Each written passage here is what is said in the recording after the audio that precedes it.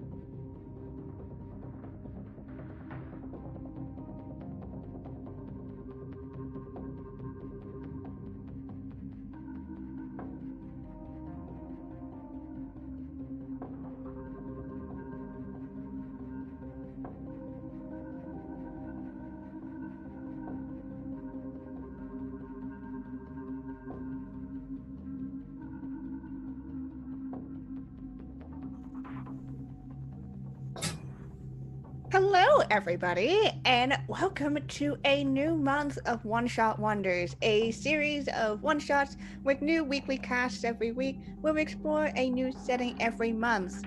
This month, we're starting off with PlaneScape, and I'm very excited to be delving into Sigil and beyond, doing some plane hopping shenanigans with some lovely people all across the community. So how about we go around and we're going to go and meet all of our lovely cast members and see who they are, who they're playing, pronounce bells, and then we'll dive into the game and all this fun admin stuff.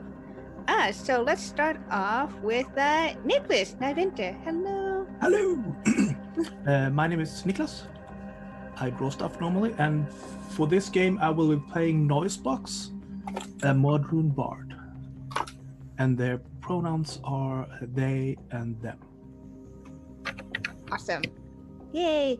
I love the whole modern thing. Yeah. So cute. Nice. And then next up we have Miss EVB. Hello, welcome. Tell us who you are and who you're playing and pronouns for both, please. Hi, I'm Eva. I'm playing Ochiva, and it's she, her. Awesome. Super excited. Next up, we have the Pale Lord. Hello. Hello, I'm the Pale Lord. I play Alamar, the Asimar Paladin. Pronounced he, him, or oh my god, please no. Awesome. And, of course, last but not least, we have our reoccurring cast member on One Shot Wonders, Sir Stalwart, Kyle. Hello. Hi. Yeah, for this month, I'm going to be playing Bootlip. Bootlip is a Kenku, he, him, for both me and him.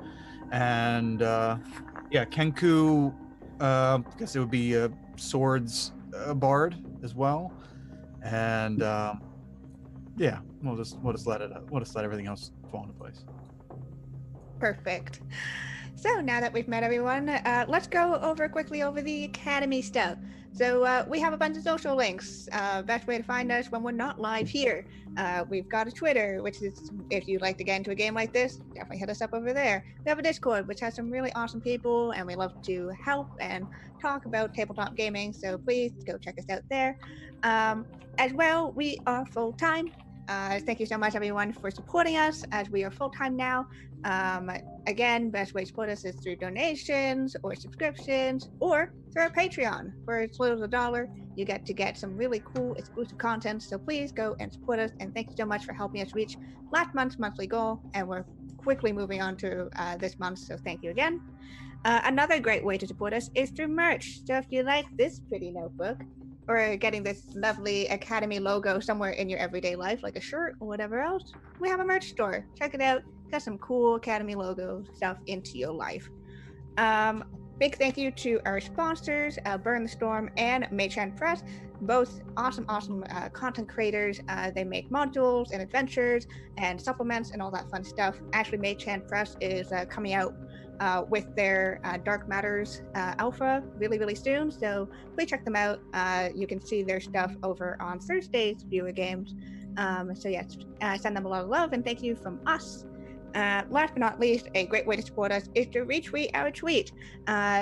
Get people into the game and seeing what we're doing. And also, every 10 retweets, we do a random Wild Magic Surge to one of our lovely players here. And the Wild Magic Surge comes from you guys over on Discord through our community suggestion box. So thing can be great, thing can be bad, and thing can just be plain old weird. So get that to 10 retweets and we'll start throwing in some wild magic in here. And yeah, I think that covers most of our admin stuff. So, wow, that's because sometimes they're good. Sometimes. But yes, let's dive right in. Welcome, everyone, to Sigil, the center of the multiverse. A strange, bizarre, and resplendent place, the city of doors, where you could go to any plane in existence, but only if you know where the door is, and only if you have a key. Now, people who exist in this strange neutral zone, a place where denizens of quite literally everywhere make themselves home. Though things are never quite peaceful around, there's a balance. You have to be careful to keep that balance. You may get taken care of. So here we are in the city of Sigil. A strange city in which physics kind of doesn't exist.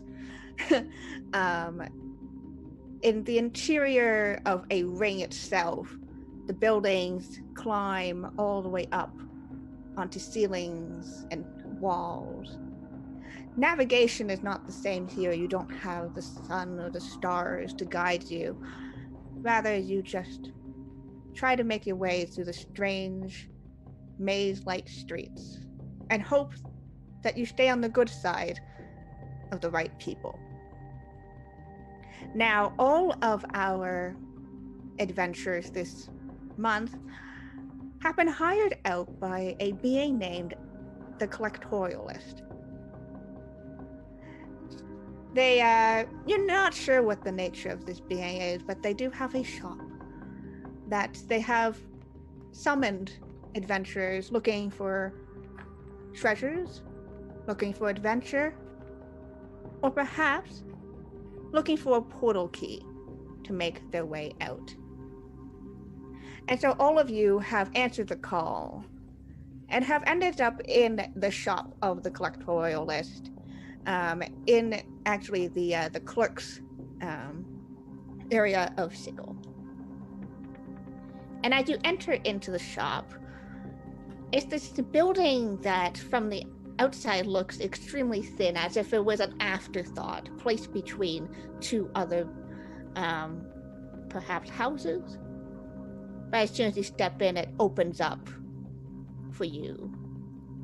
And from within, there are shelves covered in jars, books, trinkets, things that you may not recognize and many things that you do not. Some a little gruesome and some, fairly innocuous. And as you step in, you see a figure that radiates a little bit of golden light. They seem about humanoid shaped, you think. You kind of have to squint at them in order to get their shape to kind of solidify into a form. But even then, you can see the many eyes that cover their skin. Though, where you would normally place a humanoid's eyes, they're covered in bandages. And this figure just stands and turns towards the door as the bell ding upon you opening and entering, and takes the pipe out of their mouth and smiles. So, Alamar, Ochiva, and Noisebox, the three of you enter in. See this figure and the several shelves of collections. Noisebox will flutter the small wings a little bit and look around and then starts to take down notes of everything they can see. Yeah, so it definitely, again, a few things kind of just like a shiny silver spoon, a book that looks as if the pages are about to come out of it. Also a couple of, like a finger. Not even in a jar, just lying there. Lots of things that just kind of are around. Yeah, and I also assume that there are some things that you don't know exactly what it is at all, so those are not written down as much as drawn a little bit. Yeah, there's a cube that when you look at it from one angle looks like a cube, but you look at it the other angle, it looks like a sphere. It's definitely odd. And one of you holds the basically the looking for adventurers poster that had been tapped up onto one of the tavern walls. That would likely be me. All right, cool. So yeah, you have that. Yeah, looking at it, reading through it again, looking around. Definitely looking somewhat displeased or uncomfortable here. Yeah. As man clad in chain armor, relatively large, with shoulder pads, a closed helmet. Mm-hmm. So, I'm looking at the figure. You are this guy.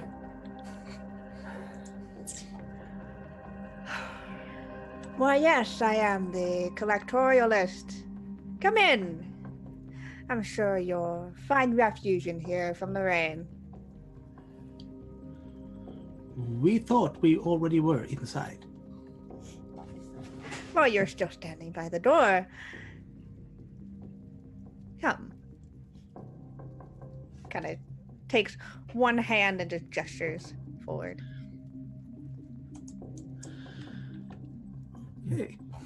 Another uncomfortable look around before stepping inside. His greatsword shouldered with pommel in his hand. Yeah, this space, although it's very like thin, but it seems to reach up. That kind of just kind of basically like a rifle, like at the shoulder. Yeah, so it's a weird combination of claustrophobia and being very. It's a weird. If only I had wings. What's the achiever doing as these two kind of step inside towards what can only be assumed as the collectorialist? Again, she's looking around all of the items. She's a bit confused by some of them, but also intrigued. And I'm gonna assume she's been on the road a while. She's kind of tired. She's glad to be out of the rain. But she's quite straightforward. She wants to get down to business, so she will approach the figure and... Now then, are you going to give us details? What is it that you wanted us here for? And you see this figure, again, the bandages that cover quite a bit of their face, except for the few eyes that kind of stick out. A large grin, with teeth that are just a little too sharp. And they kind of just take another drag from their cigar situation. Whatever it is. Smoking something. And just said, well, if you have questions, I may have answers. I'm assuming that You found my job postings, yes? Yes. Yes, the invite of opportunity. Lovely. Way So- out of this hellhole. So, the task is I lent something to an old friend of mine. I haven't received it back despite it having been, well, some time beyond the date that it was supposed to be returned. And of course, I like to keep my collections as complete as possible. And so I require a group of adventurers, I suppose, to retrieve it back for me. Adventurers, you say? You know, Whatever term these people would like to call themselves. Like adventurers, mercenaries. she leans Yeah. forward. She says, "Well, I happen to be a sellsword. That means there needs to be a reasonable reward." Well, I could certainly provide some form of reward as they kind of lean forward on their counter, their elbows up, fingers kind of steeped.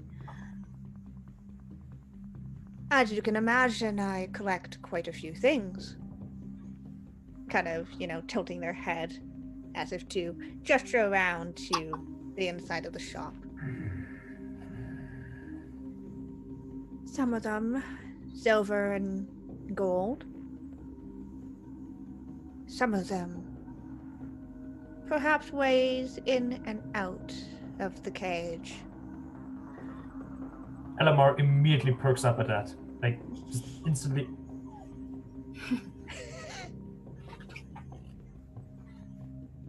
I see you have some interest in traveling. You could say that. So you know a way, and you have something that gets one out of you. I collect keys and I collect information.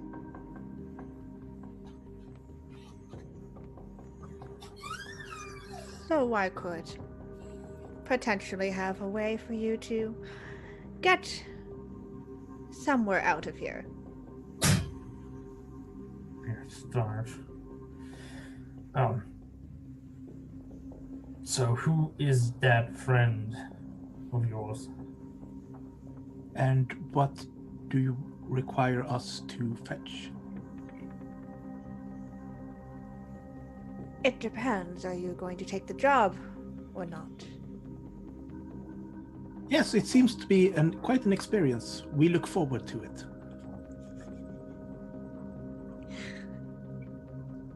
Kind of. I must pause for a moment.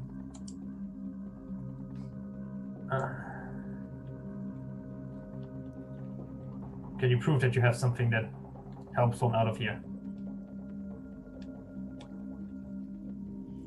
Or that at They least already see have a door. something.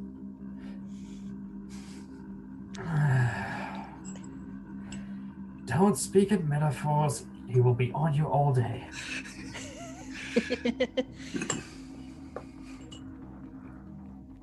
Yeah, and the collectorial also said, well, there is a door right there. But doors aren't always as they seem. But if you require proof, I could demonstrate. And Collectorus kind of just flicks their fingers and just shouts, "Boot lip, I require the box, please." And Bootlip from within one of the many branching doors of this place, you hear, as if right next to you, the collectorialist voice summoning you, your master summoning you to get the box. Yeah, Boolip will come out with a little just kind of hobble out with the box and saying his master's voice, "Oh, trash is someone's treasure." Just come up and hold the box up to him. Yeah, so they, this box is a very unassuming looking box. It's just a plain wooden flat chest, actually. And they just take it and flip it open, and inside is a variety of different objects that don't look like keys. There's a pencil. There's a feather that looks suspiciously like boot lips. There's a safety pin. All sorts of trinkety things. No keys though. But you see the collectorialist kind of scan through and pick up a bunch of safety pins. Kind of shows it to you guys to see that it's an actual thing. This is the key. And they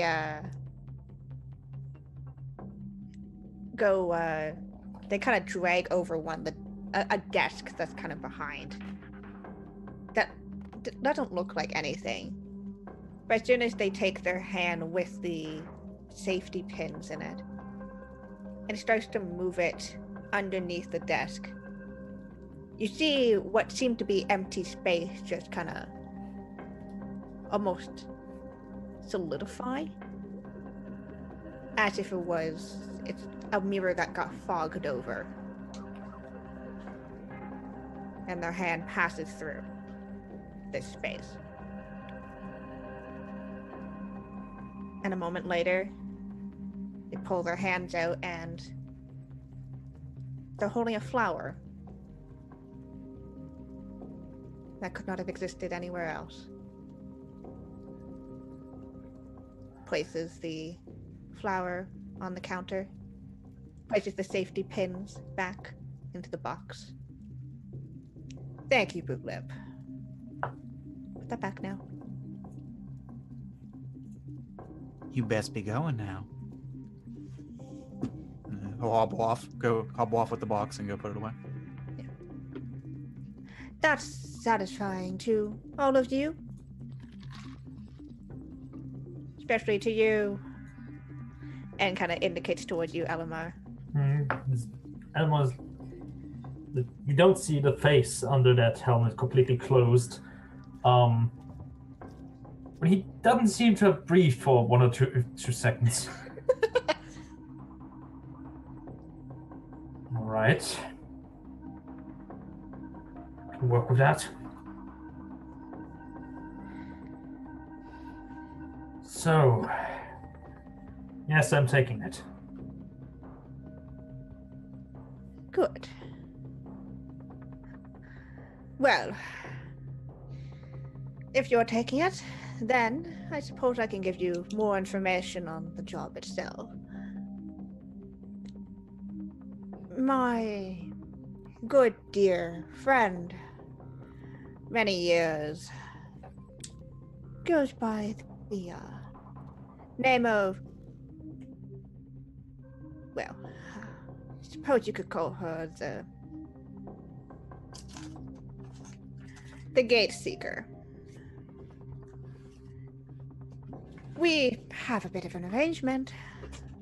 I lent her just a small trinket of mine. It appears like a here, let me see if I can. Would it be helpful if I had a drawing of it or something else? Or are you just alright with me describing it to you? You should draw it. What? Pulls out a piece of parchment and scribbles out what looks like to be a pocket watch, but with what seems to be a note in this very fine cursive, saying that within on the pocket watch itself there is a symbol of a rose with a thorn, and that's the notifying difference. After drawing this, it kind of turns the parchment and slides it back onto the counter.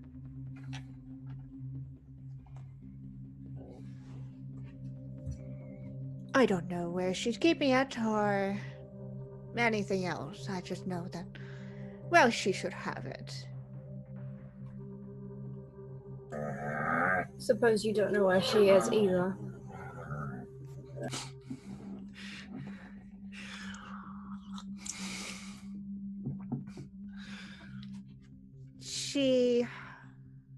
Well, I know what part of the city she spends her time in.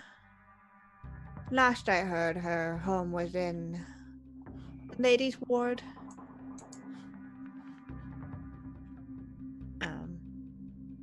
And for those of you who have been in Sigil for a while, Sigil is basically broken up in different wards, different areas of the city. The ladies' ward is essentially the richest, safest section of Sigil. Tends to have a lot of the bureaucratic stuff, stuff like the prison, the court, security, but also the home of more nobilities and the such.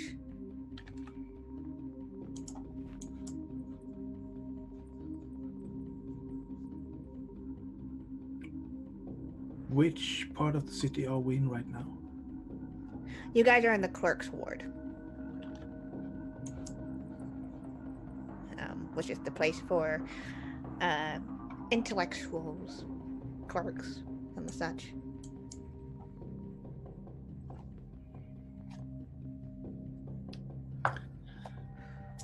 Sounds like a day trip then. I'm sure we'll have plenty of interesting things for all of you.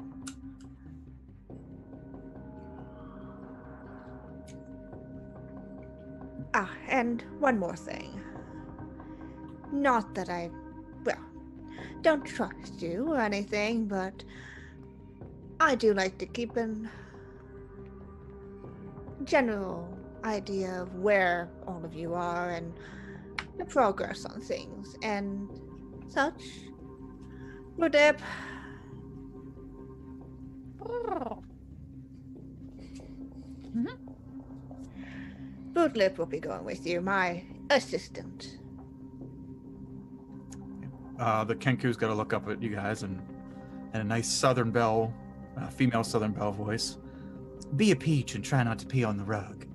Thank you. And just nod and kind of bow a little bit.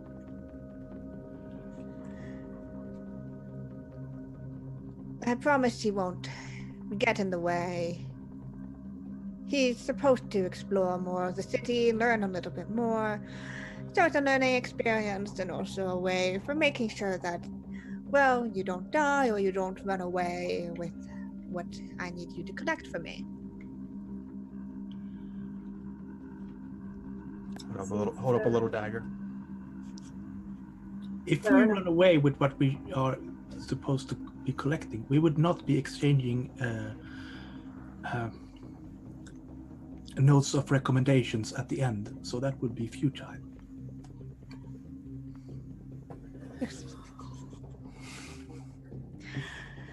I'm afraid I don't have any other system, and I'm sure it will be fine, right, Bootlip? Are you sure she had crabs? In a deep piratey voice. And he'll put his hand over his beak.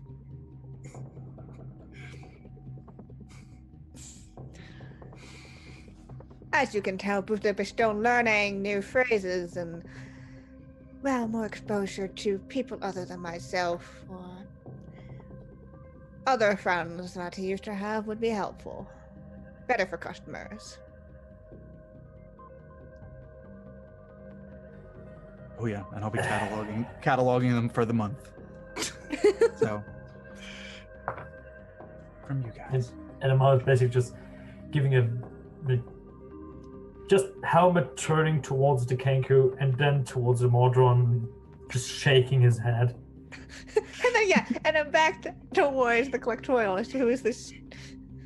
You're getting a sense of divine question mark? If the golden glow and too many eyes and cryptic nature hasn't tipped you off.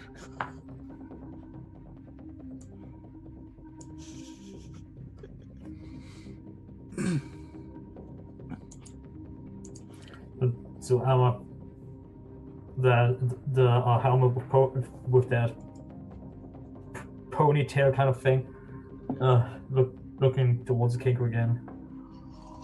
That's the first thing home-like I have seen in a few weeks. Guess it's something. So, how do we get into that ladies' ward?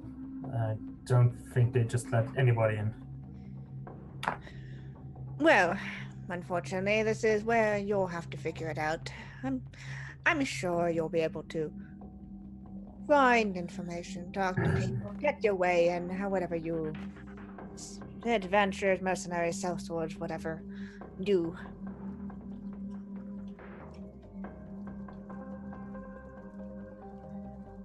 Oh well. He turns basically to the rest of the group. Suggestions? We could attempt to walk.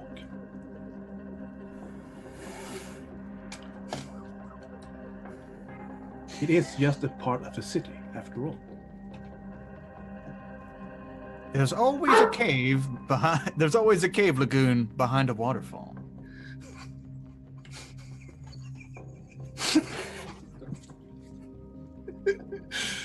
And then Elamar just again sighing, and like sort of blackish smoke coming out of the actual helmet the second he sighs. Then nods, yes. Let's walk there and see what happens. Seems reasonable.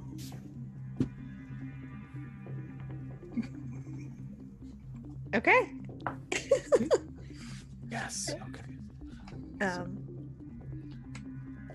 If the collectorialist kind of seems finished with the conversation, starting to kind of turn towards one of the many things on the shelves and cleaning it off. Guess we'll come back when we're finished. I should hope you don't come back if you're not finished.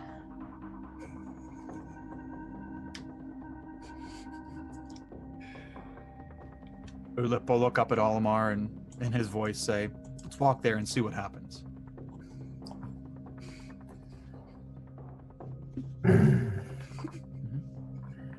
Very well done. Let's go. Turns around and just turns and most likely knocks something off a shelf while trying to squeeze his way between the shelves towards the exit. Does anything fall? Yeah, a little bag kind of falls, and inside are a bunch of marbles that start skidding across the floor.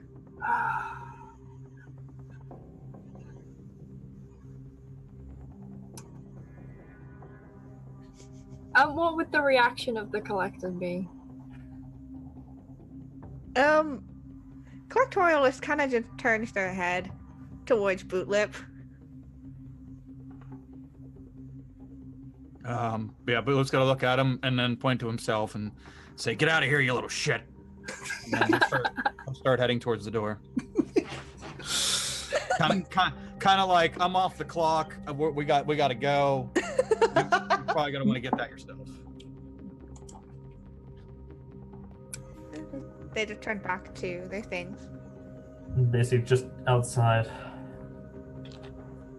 This mission is going to torment me for a while. Yeah, just try not to knock anything else over, okay? Whatever. And so you enter back out into the crowded streets of Sigil. It's been raining, as it does most days. This kind of, for those of you who are not native to here, this kind of brownish, not nice, refreshing rain. Product of pollution.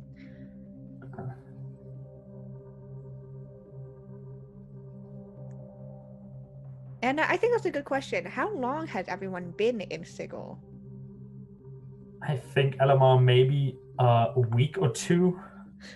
Like originally, he was in a battle against a group of mages with his mercenary company and was transported to Sigil through a spell. Mhm.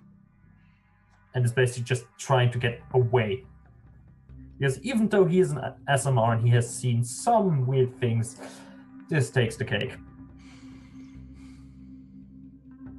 Yeah, definitely weird things around. All right. I'm thinking Noisebox has been in Sigil for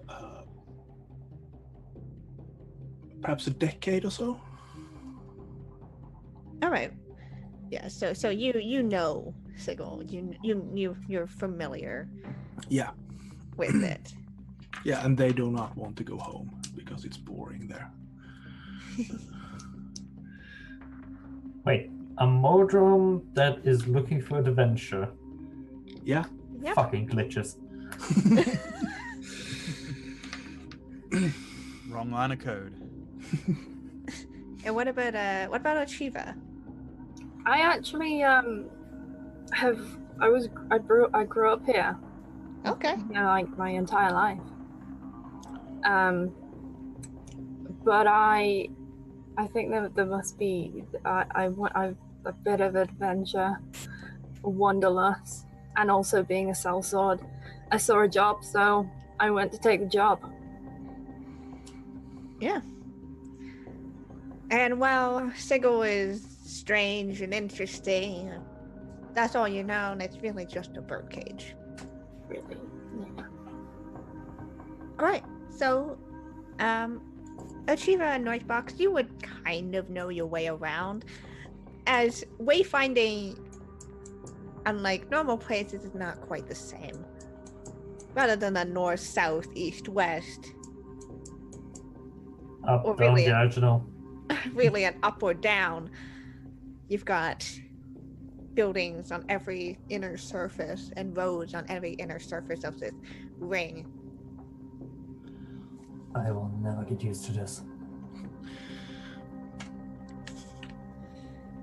Bootlip will obsessively stare at Noisebox's wings with a forlonging.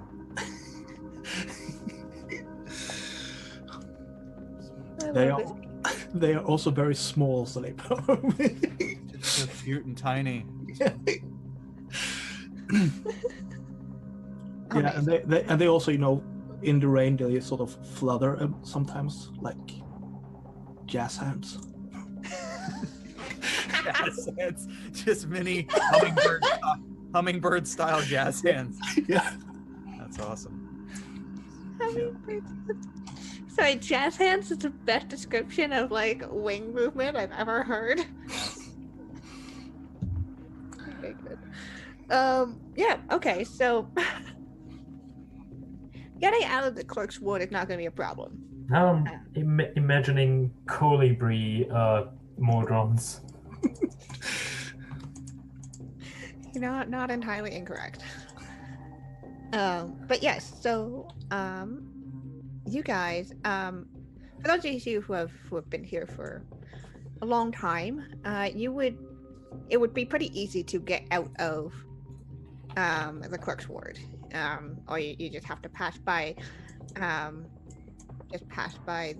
Trioptic Nicoponia statue from here, and then which is this strange statue of a horse-like creature but with 3 eyes. That's a little unnerving to you, Alamar. It's just a little weird. But as you get past that, you could basically have a couple ways you could go about this. You could try to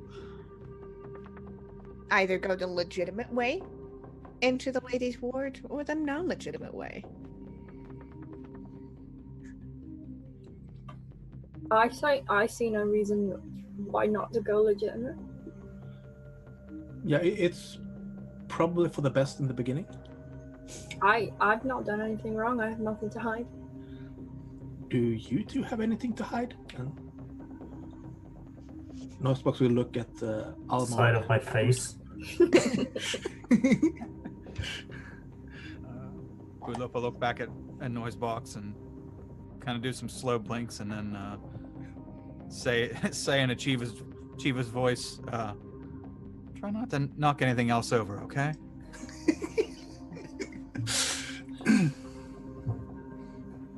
Elamar's hand just twitches for a moment.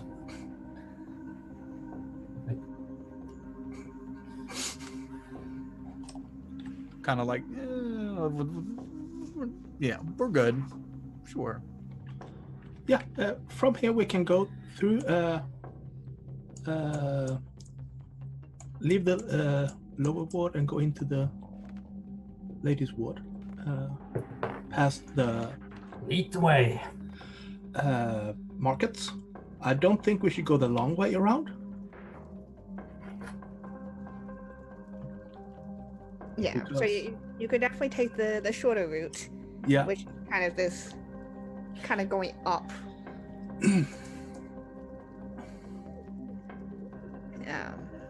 But yeah, all right. Because leading these people through the hive would not be recommended, I think. Not particularly.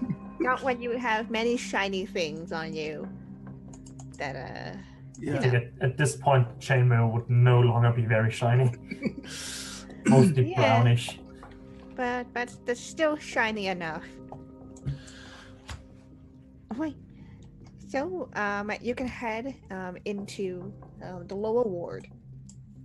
Now the lower ward is it's pretty for those of you who are not native, or those of you who are, it's always this kind of strange transition when you're going between wards. There's this kind of little buffer zone where things are kind of both areas, and then perhaps in a strange liminal space where all of a sudden you are in the next area. And so leaving the fairly clean, pristine buildings of the clerk's ward, minus the brown rain, of course, as you head into the lower ward, well, one could say not as nice of a place. Rather, as you step in, it's a lot of you get a lot of smoke from here. Warehouses, and even with outside, you can tell buildings that are forges, workshops, and the smoke seems to kind of billow up and join the clouds that contribute to this brownish rain.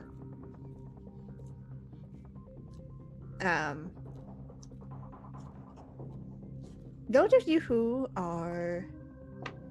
have been in Sigil for some time, you can, if I feel, although you could make me a history or a survival check, see what resources are around that could possibly help you. As you do not have much of a, you don't have much of a lead as to where to go. Oh no. Elamar could grab someone by the collar and just snarl at them, where to the lady ward, and just try to intimidate his way on. I mean, you could. Should I? I don't know. Not yet. All right. So, You're kind of Noise Box, you're kind of going through like all the possible okay, so Yeah. you're kind of focused on navigating to the ladies' ward. Yeah, you're not really thinking about okay, what do we do after we get into there? Which, might be an important step. But Achieva, having been a part of the city for a while, for all your life really, and having traveled through here before, you know that it may be wise to check out a couple of places, to get more information on the gatekeeper or whatever else about her. You didn't get much. You could get you know a bookshop that's called the Parted Veil. Is it? Hold on. So she'll turn to Noisebox and say, "So, what route were you planning on taking?" Well, there are several we can take, and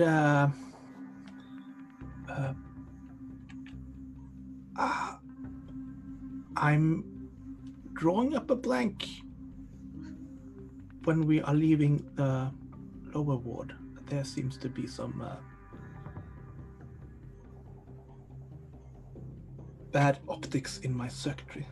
Perhaps I could make a suggestion that we pass somewhere on the way by.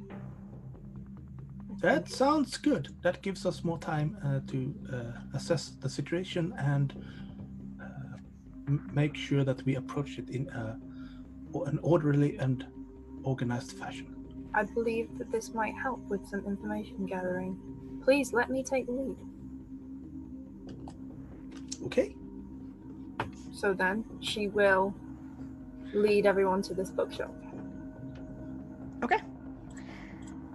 And you pass through the lanes through, and again, the shops and workshops, the sounds of claying coming from within, and you find yourself on a quieter little lane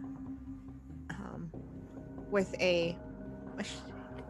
what looks like to be the most homey looking shop you've seen in this area so far. Where although the odd thing is that it seems like the building itself is made out of books. That's pretty cool. And somehow the books are not being absolutely ruined by the constant rain. Has Achieva been here before? Or she just knew of it? That's up to you. You would have at least heard about it. And you would have heard there are rumors that this is a place where you can find almost any book. Okay. Although not all of them are available, and certainly not all of them are for sale. Okay. In here then, I think we might be able to find some information. She'll enter and immediately start looking for a person on the desk. Yeah. So you enter in, and from within, here the walls and the floors are also made out of books. And as you pass by the front door,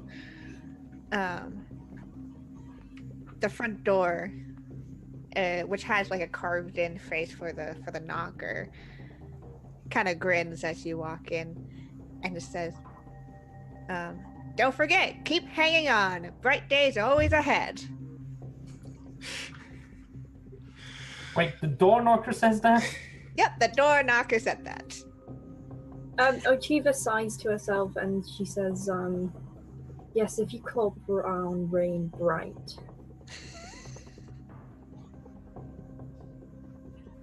The door had no witty response to that. The door is just there to give inspirational messages. Alama just goes for the that ring. I guess it says that knocker and just boom, boom, boom. it just says, it's just a pause. And I said, remember, you missed 100% of the shots you don't take. He just looks back at Uchiha just for a moment. And you think what's inside is gonna help us? Don't pay any attention to that. That's just there to cheer you up. It's depressing. Oh, yes. Yes, it is. The door opens a little. Isn't this city wonderful? Just helmet turns towards the Modron. Why do we keep this talking box around? What are you suggesting?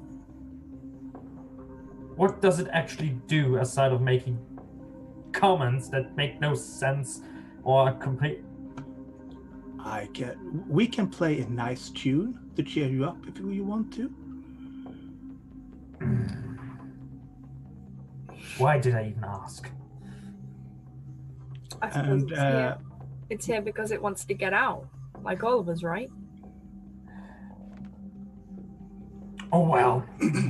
Goes into the bookstore. As you walk past the now open front door, it says, just keep swimming. I will fucking burn this place to the ground. Yeah, and you enter in, and it's a wider more open space than the collectorialist shop. But even there's still that kind of sense of organized chaos. Shelves upon shelves of books. The floor is made out of books. The walls are made out of books. The ceiling is made out of books. Possibly the only thing not made out of books. Sorry. No worries. Is the old gnomish man standing by the counter. Ochiva would like to go straight up to the man. Okay. Hello there. I wonder if you could help me. Help? Sorry, who are you? I am a potential customer. All right. He kind of just shuts the book that he's been looking at with a resounding clunk. Do you have any books on... Now, did you say the gatekeeper? Yeah, the gatekeeper. Yeah. The gatekeeper. I'm trying to find her. Sorry, don't have anything. Insight check. You can certainly do that. And the rest of you can make a perception check if you would like. Yes. Yeah, Bootloop's gotta be like still kind of hanging out by noise box, just so he can hear the flutter next to him, and looking disinterested in all the books. Right. I'm also thinking that Noisebox is a little bit distressed by the books used for making the walls, that they are not in alphabetical order. Yeah. The books that are used for like the structure of the building are not in any order. Like they're kind of organized sense that clearly they're of the right size and things, but they're not in alphabetical order. They're not in a Dewey Decimal System. They're not even color coordinated. Sorry, No, it's color chaos. was it supposed to make a perception or insight check? It depends if you were trying to figure out this guy was lying or if you were just looking around. The first one. All right, so yeah, so with a 16, Alma, yeah, this guy is definitely not telling the truth. Says, no, we don't have anything here. Would I be able to get that from him? Oh no. No, he's kind of a closed book to you. Like Elma would be. I don't know. Is that he behind a counter or something? Yeah, so he's behind a Just counter kind made of out of books. lean on the sitting counter, yeah. just kind of propping himself up, like displaying his complete stature, looking down at her. Are you sure about that? Ah! Okay. You're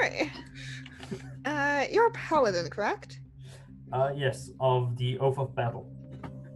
Okay. And what do you have any holy symbols upon you? Yes, a holy symbol of cord around my neck. Yeah. So. Fucking why that? Sorry. No way. Why is that still on? Okay, now it's off. Yeah. So as you lean upon this desk towards this very small gnomish man, or old gnomish man who's kind of sitting on a stool with books, kind of looks at you, says,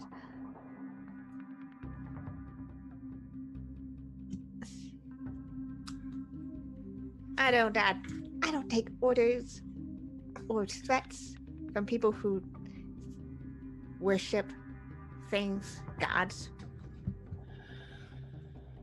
Kind of pointing a jabbing a finger towards your amulet. You just slap that hand down. I have little patience for insolence. I have little patience for those who would come in and decide to threaten me. So are you here to buy a book that I have around here? Or are you just here to make threats? Well, if you don't have a book about one particular person, and he looks back to the others, I think we're leaving, aren't we? No. Are you sure you don't have the book? Because we have a business proposition. We can come back and help you organize this place, and because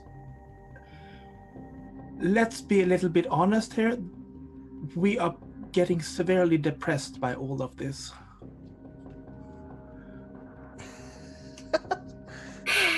I love this. And also with your, as you kind of go and try to placate this grumpy old gnome, you note with your perception check, not just the general chaos of this place.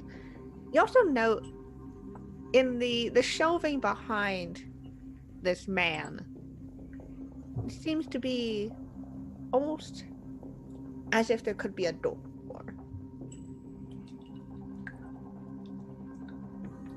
A secret one.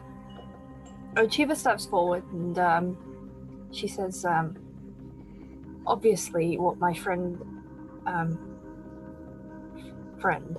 was trying to say was, I had heard that you are one of the most reputable sources of information in this city. Am I to believe that that's incorrect? Persuasion? Yeah. You do a persuasion check. You do it with advantage as you've been helped by Noisebox and calming him down. But with an 18 on both ends, yeah. That counts as a crit, right? Because the gnome kind of, turns his nose a little bit away from Elmar and towards you. So, yeah, it's just this book place. We may have the books of almost every single library or anywhere else that books have been published. Yes. So then, if you don't have the book yourself, perhaps you can tell me where to find it.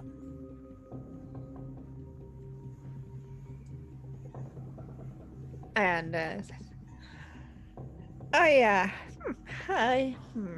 kind of looks around. Maybe I do need to organize this place. We could definitely take a look around. Wonderful. Very kind of you. I'll be sure to tell my friends to come here. Of course. You may want to start over and kind of kind of gestures towards one of the several aisles that seem to branch out from this center part where the counter is. You go down 2 right and then take a left, down right 1 more. You may be able to find it. Any ideas who the author is? I can't say. You are sure it's out here, and perhaps it's in the back? And Noisebox will point towards the secret door. We can go and look in there. We are very good at searching. Back room? I don't know what you're talking about.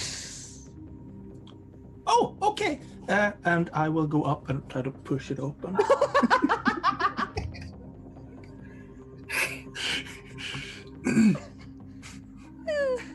Okay, so as you walk up, and this little gnomish man just kind of hops off of his very tall book chair and goes and is to stand in between you and the shelves that now to the rest of you are kind of like, there may be a secret door there. Oh. Yeah, Boolip will run up beside Noisebox and say again, there's always a cave lagoon behind a waterfall, and point at the now noticing what Noisebox pointed at. Kind of like tapping him on the shoulder, like, yeah, good job, you know? I'm afraid that the back room is off limits. No, it's even more chaotic back there. Perhaps if you go check the back room, we go check that shelf you said, maybe we'll find the book quicker, and then we'll be out of your hair. Yes. Mm-hmm. Yes. So then nervously stands like right there to wait for you guys to go elsewhere. Boolip's gonna tap his wrist, saying Noisebox's voice, let's be honest here, we are all getting depressed, or a little depressed with this. Oh. I love this Kenku summer chat.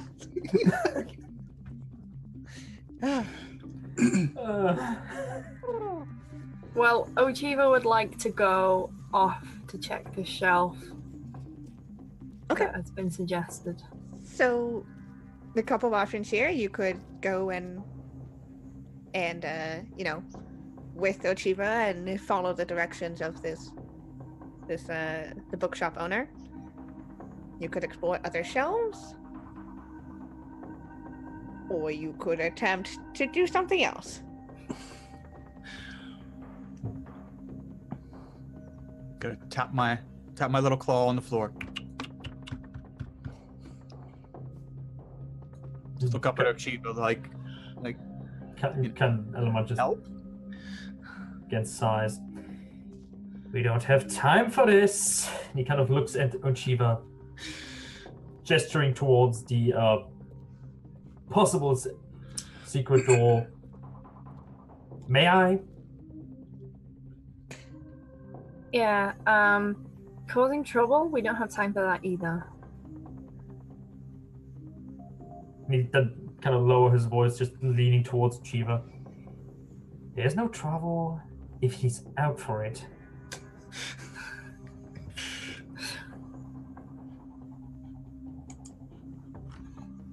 How about this? Your actions are your own, but if you get yourself in trouble, I'm not with you.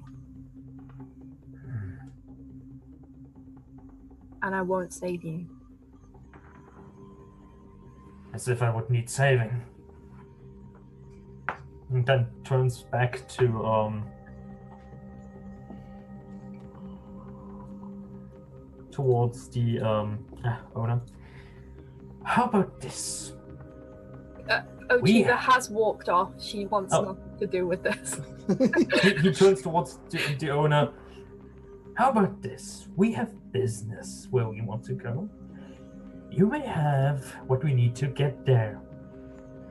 Our business is profitable, and we could make you a retainer of said business.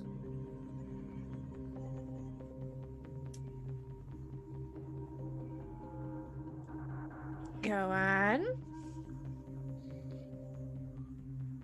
Once we have finished our business, we could come and... Let's put it this way. Where we go afterwards is out of your limits. But we could come back and bring things from said limits. We could procure books that you would otherwise not be able to achieve. Can I make a persuasion roll? Yeah, make a persuasion roll. Okay. Nice. High charisma! When you don't fail the fucking roll. +8. Rolled 3. Right. Uh-oh. Uh-oh. We're getting some donations in, and we also hit 10 retweets, so holding on to those for a second. Kind of.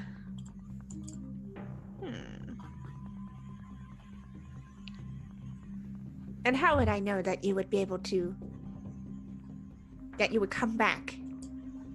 I would give you my word of honor as a paladin.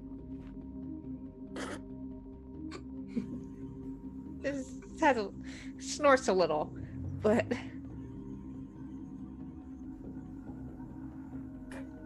And in fact, I could have smashed your head in as well. you could have seriously tried. But is this on you or your god?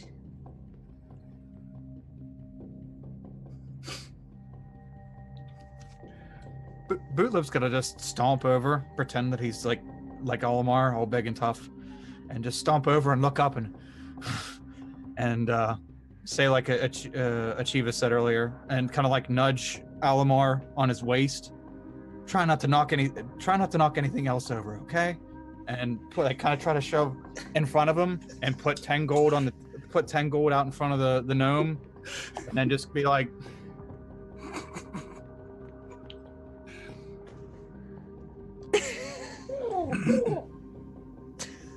The pigeon noises.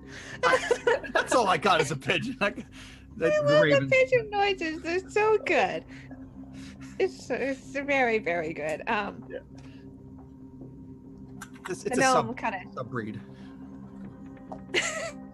Yeah, the gnome just kind of takes, well, snatch to go, kind of examine.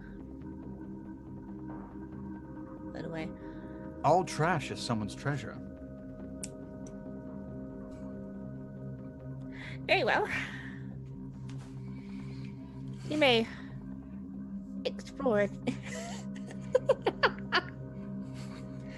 Limited resources require. We need more pylons. Or speaking parts.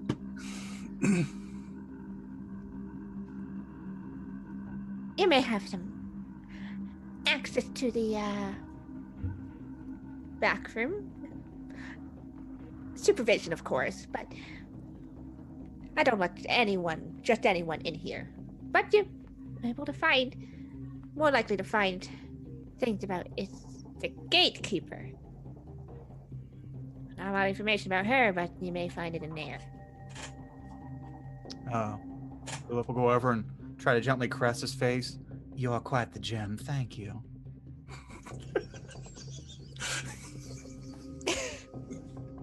Kind of just. Please understand that the horny bird does not represent us.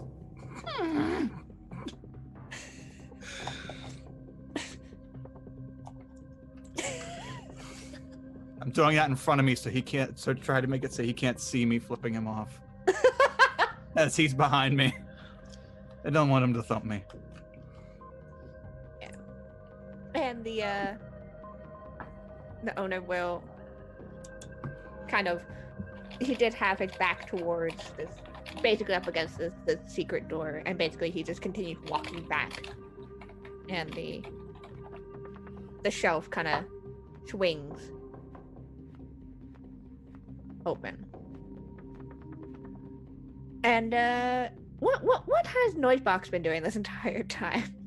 Probably starting to organize anyway in the background. Going through the fictions and organize them alphabetically in 2 categories: good ending versus bad ending. Oh, that's okay. You're not sure what to do with the biographies. They all end in death, so it's bad ending. Yeah, the biographies in the history books is kind of like. Not exactly sure where to place them.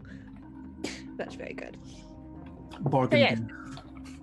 So the door to the back room and open, but we'll flip over to Ochiva as she follows the directions of this of the shopkeep into the maze of bookshelves. And you end up again, it's kind of hard just to parse what's the difference between these books are, what these bookshelves. There's no real there's no signs that are fiction here. Yeah. Non-fiction here. It's navigation check. Yeah. Like a survival roll. Yeah. But you can follow his instructions pretty straightforward. And you end up in a section of books. Which I have notes on this somewhere. Oh yeah. So you find a book, a few books that seem to be maps of different places. Wow, all those goals for me. One of them of Sigil, but it's broken up into about 4 different volumes, and so you have to buy all 4 of them to get the full map situation. It was a publicity. It's don't. Publishers wanted you to buy all 4 books. What are the maps of? Just the city? Yeah, the maps are the city. So you can certainly get those, and so you have a full map of the city, rather than rely on your brain. Does it have a price tag on it, or do I have to go speak to the known? Yeah, there doesn't seem to be an actual price tag. Okay, well, I'll take them with me and head back towards the counter. And okay. As you head back towards the counter, you see that this shelf door has opened. Is the gnome in there with them? It seems like the only person out here is Noisebox, who is furiously organizing this one shelf out of hundreds. That's fine. I'll just leave the maps on the counter and take a look inside this new room that's opened up. Okay. Before we go forward, we got a bunch of donations in, and we have the Wild Magic stuff. And so I would like everyone to roll what's the number now? Oh, 1d603. Oh god. That is how many Wild Magic Searches. If you don't know how to do that, I'm putting into the Zoom chat. You can just copy paste that. But yes, Wild Magic Search table. It's community created. If you would like to add to it, just go over to our Discord and throw in some suggestions in there. And yeah, let's see what everyone what strange. Who all's rolling? Everyone's rolling. We all of you got one. Whoa! Woo! All right. Look at that. Okay, 504. Okay, so I may depend, of course, depending on what. So we have the behind the screen scrat telling me what these things are. And Uh-oh. let me know privately, and then we'll decide from there whether it's an appropriate thing or not. Okay.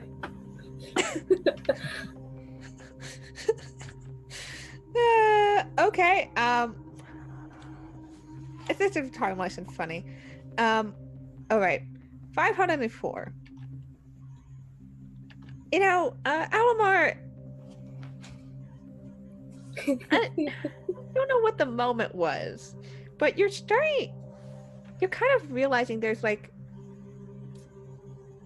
during your time here, this is kind of rhythm and musicality of Sigil and of the people in there, as you now perceive everything as if you were in a musical.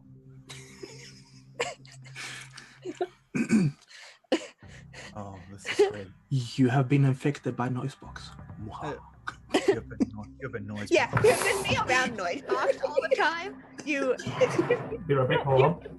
Oh, rage quit! Rage quit right there. 404. Okay, this one's interesting. He's getting a coupon. He's getting ready. Okay. So for proper depiction, Noisebox.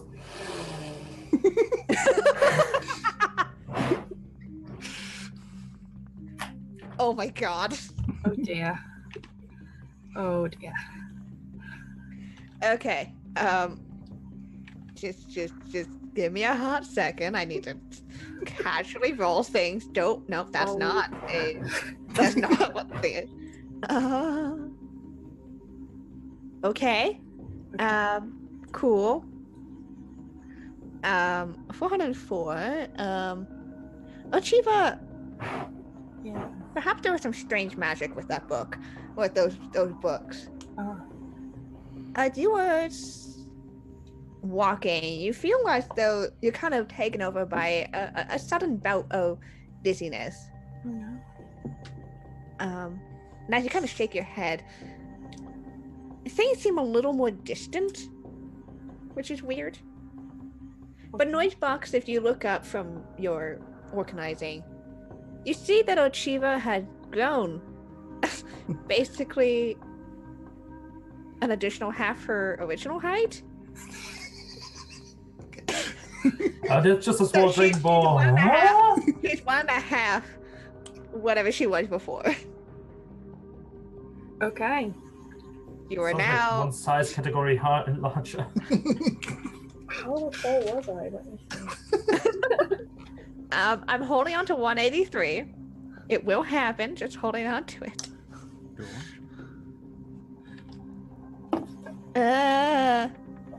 Ooh. Oh, this one's a good one. Okay. Nicholas, I need you to roll me a 1d6. Okay. So, because I'm a dragonborn, so I was 6 feet. I'm now like 7.5, right? Yep. You know. You're about like a head taller than Elamar. Yeah. No, wait. A head and some more. All right, and for 24 hours, Noisebox has a 20 in strength. Oh my god. What? Suddenly very tough. Wow. It's suddenly a buff. Yeah. Mojan. He's so swole. It didn't have a neck before, now it has even less a neck. I don't know how that works. Uh, It changes any appearance, but for 24 hours, as soon as you step into, yeah, some of the books here may have been a magic book. yeah. A magic book on how to get how to get strong in 24 hours or less. Yeah, the arms are probably more like hydraulics now. Yeah. I love it.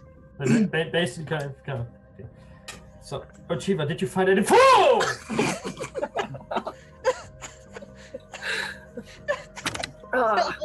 They grow up Essentially, to- Achieva has grown taller. What?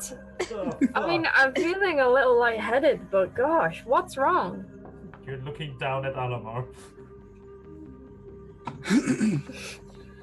Did you shrink? No? No, I didn't. Are you sure? Yes! Be a peach. Checking herself out now, like, what? Yeah. Looking weird. Be a peach and try not to pee on the rug. So much for subtlety. Yeah. All right. So, because this strange chaos has happened outside. Alamar is just looking towards the shop owner, like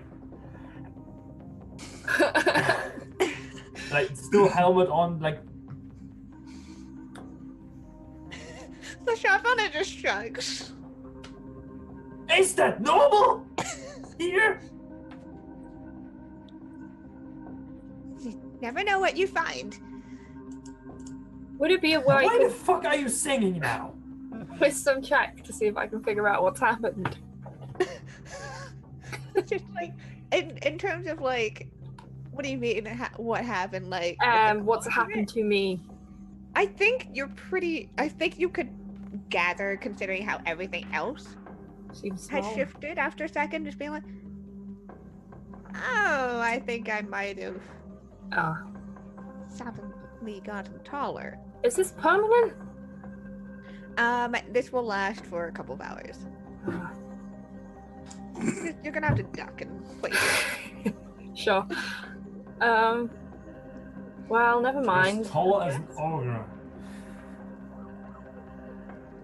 It might come in handy, you know. Alright. So, do you guys enter into the back room? Yes. Oh yeah. Right. Okay. So, who steps in first? I'll go first. I'm just kind of waiting to see all that craziness go by, and then After that craziness, Alma is going last. He's like, any more things that affect? No? Okay. Alright. So, Bootwhip, you step in first.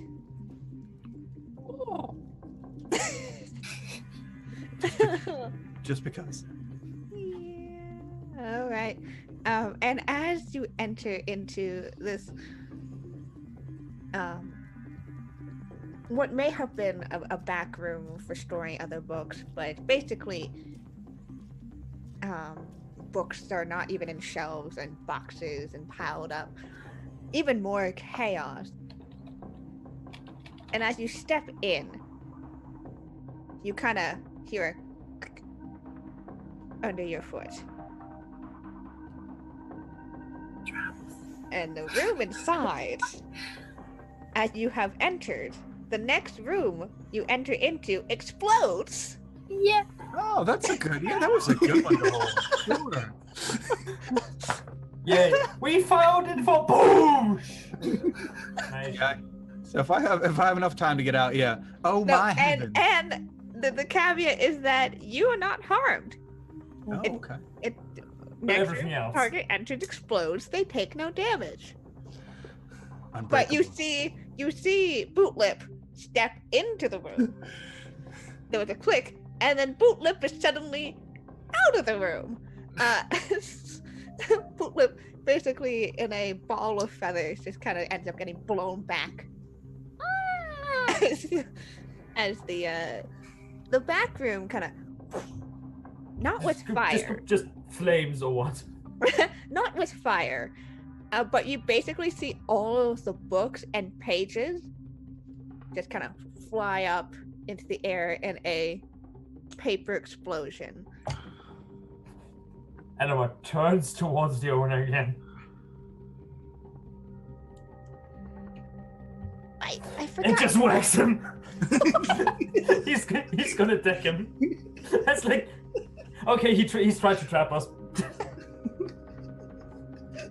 Oh, I forgot I trapped. Bang. Oh, I forgot there was a trap. He's an old gnomish man.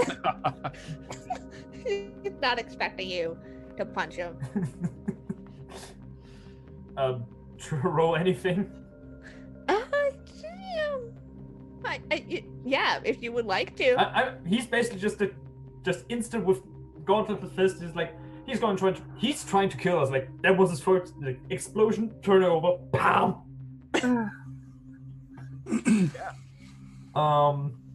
Yeah, one might notice that Elamar is a little bit on edge here. So the music in his head. Death metal. Okay. It's like I think that's just proficiency and strength then. Yeah. Okay, 1d12. Oh man. Hey, check this guy. Okay, yes, but 7. Could have brushed. I mean, he doesn't really have any AC. He's not wearing armor. He's not expecting you to punch him. So you punch him. Perhaps not as like solidly in the face as you wanted to. Like graze. Yeah. Hey, what the fuck are you trying to do? Yeah, I'm gonna get up and run over and pull out a dagger and like go up behind the gnome and like put it up to his back, not push it in or anything, but put it up to his back and whisper in his ear in his master's voice, I've got questions if you've got answers. And just kind of poke just a little bit. The fried chicken thing is done. Like, he's getting impatient. The fried chicken. Yeah. Flew across the room. Flying is great. It's an aspiration. Flying is an aspiration. Not via paper explosion. Yeah, noise box, this is not a good sight to see. As basically all of the, it's beyond just books out of order, it's now pages. Trigger. Oh, the little algorithms. Yeah.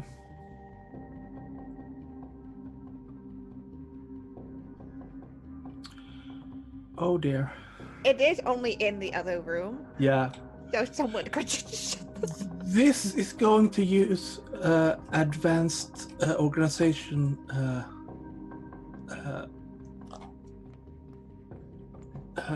schematics. We need. Someone may want to shut the door. Stop. More noise boxes. But no, and I'm not supposed to just shut the door. Out of sight, out of mind. And I just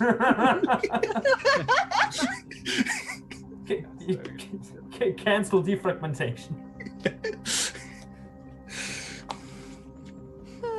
Out of sight, out of mind. That's very good. And so the shopkeep, who now has a dagger to his back, I really actually just forgot that I had dropped that just in case that anyone had gone in without my permission. Basically, just... Could you just please tell us what we want to know so we can leave? Please. Desperation. the possible murder, none concerned. Extreme chaotic paper flying everywhere. Oh my god, no, tilt. Blue screen. Oh, sweet. All right. You can. Someone can make me some form of charisma roll. I can make persuasion. Persuasion. I could roll 2. All right. Yeah. So with the the combination of dagger plus the stress motion, what's just the chaos? Just like right, and just kind of the shopkeeper kind of looks down and sees like a page that had slipped in from the back room. Explosion. And just picks up.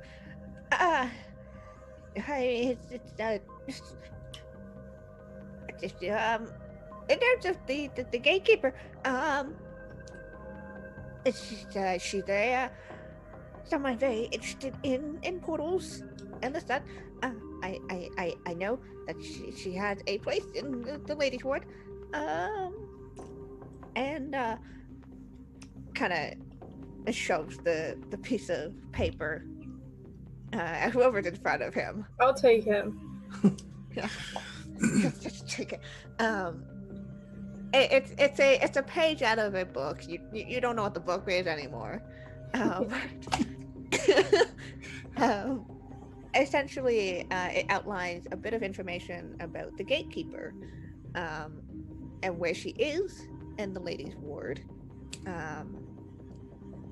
Essentially, she, from what you can tell, she is a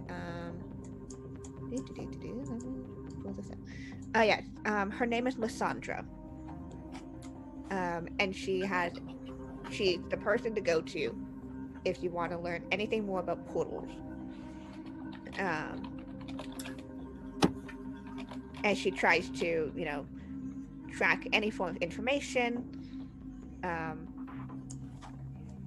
And she can be paid for information about portals. Where do we go? You can find her if I can just pull up the map here.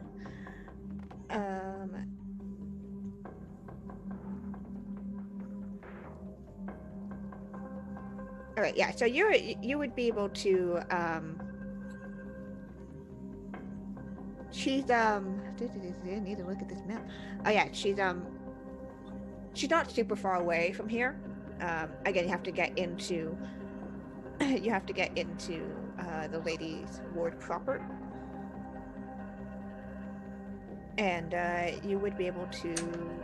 So she's kind of situated away from the temples and away from the prisons area. Is there a name for the area? She is close to.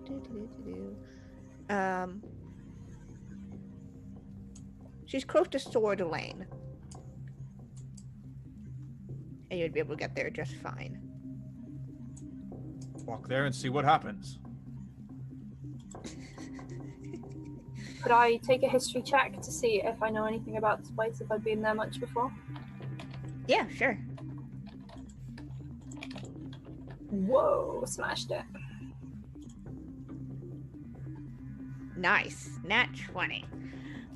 Yeah, so this particular area, again, the ladies' ward is a little more well guarded, a little more, there's more of the, you could say military presence, so there isn't really a formal military in Sigil.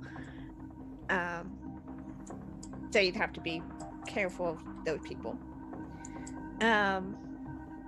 But in terms of that area, that tends to be, again, nobles and the such, and it seems to be that the gatekeeper is pretty well off, as information about portals is quite priceless around here. Not just where, not just about portals themselves, but where they are, what the portal keys are. Okay. This is all I needed. I think we can leave now. Good. Thank you. Of sight, out of sight, out of mind. And you gesturing to the shopkeeper.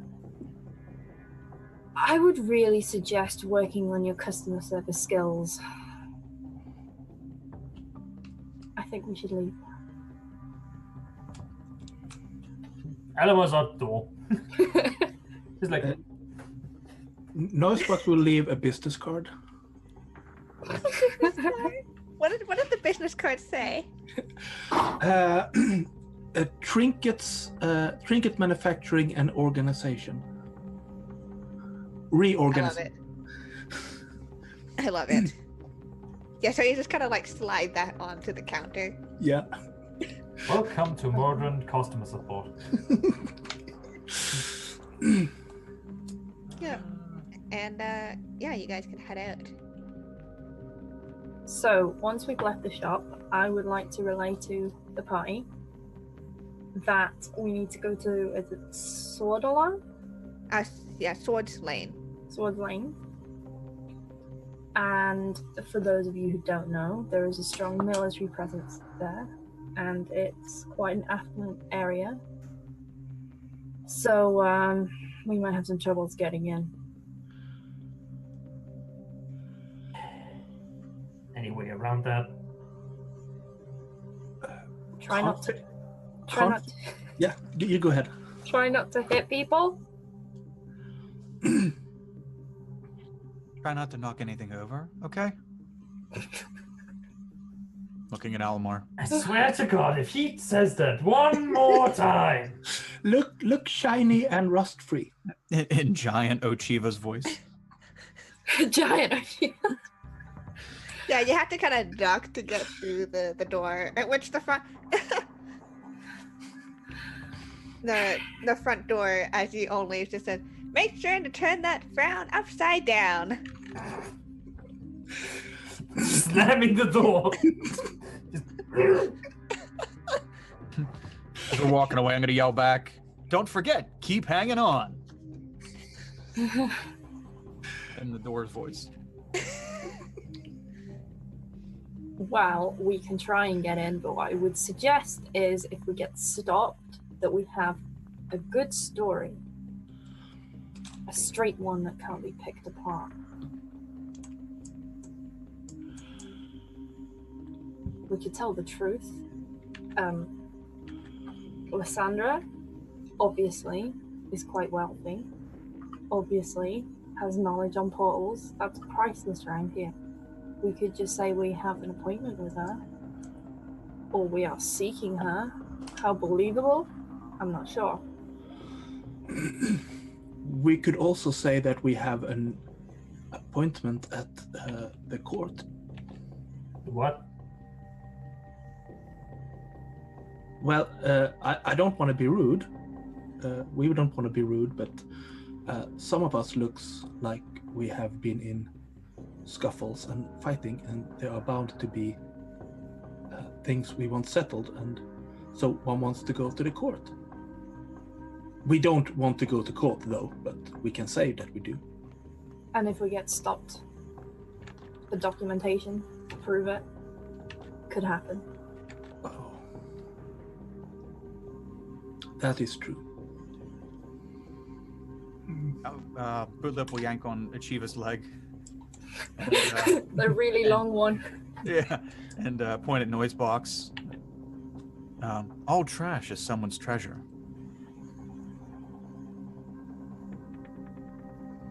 She just looks at you like, Bribing. Here, of all places. these people already have money. We'd have to have something pretty priceless for them to be interested. Ooh, shiny. Just pointing at Noisebox. Ooh, shiny. I will pick up one of my... Did you see Elamar going from... Oh, she And gets it now. And I will take up a small music box and start to... ding, ding, ding, ding, ding, ding, ding, ding, ding, ding. I see what you mean, but Elamar's I basically just see. looking... Sorry. You are suggesting our story is as follows. We are there to sell this wonderful piece of technology. Right? Good idea. Noisebox, how about that? Think you could play along? Spruce yourself up a little? We do not encourage slavery. It's just a story. I'm not actually going to sell you. We're not. No, we're not. Of course, it's just a story. Yeah, play a little bit of music, organize a few trinkets. You're a catch. We suppose we could pretend that we were back home, soulless, depressed. It's temporary, I promise. Thank you for being quite a gem. Thank you.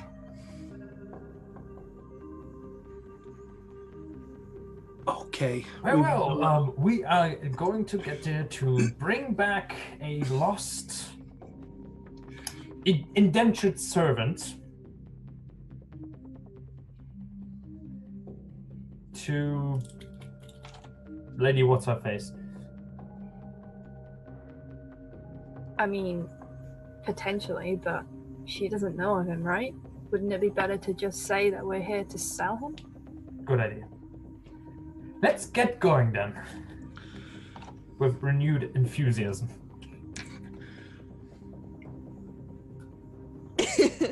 All right. Taking one for the team noise box, and he just like taps you on the back. Yeah. We are always part of the team. I love all these characters. All right. So, you guys continue out of your way into the ladies' ward, and immediately the shift in architecture is immediate. You get much taller buildings that take up more of the very confined space that is Sigil. Anyone who can afford to have that much space has the money. And even with the small buildings, you see a lot of people filter in and out in fine clothing with not even using umbrellas, but rather enchantments to keep the ground rain off of them in their clothes. And yeah, you kind of see at one point there seems to be a party happening in a building that seems much too small, but as the door opens, you see that it expands out. Bigger on the inside. Very much so. Lovely. You gotta come up with innovative ways to deal with real estate. Hell yeah.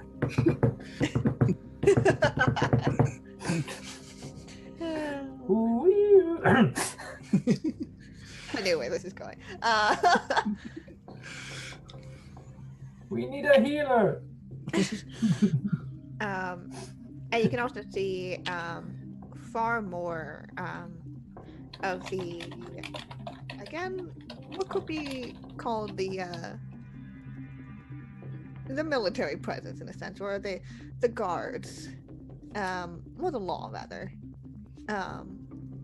Again, here in Sigil, they don't really care about murder, theft, petty crimes. All they really care about is anything upsetting the balance.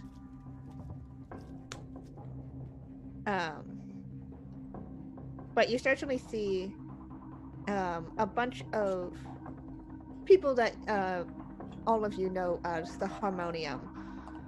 Paladins, fighters, recognizable by their red armor.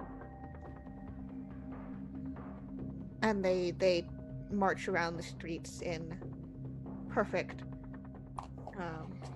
unison.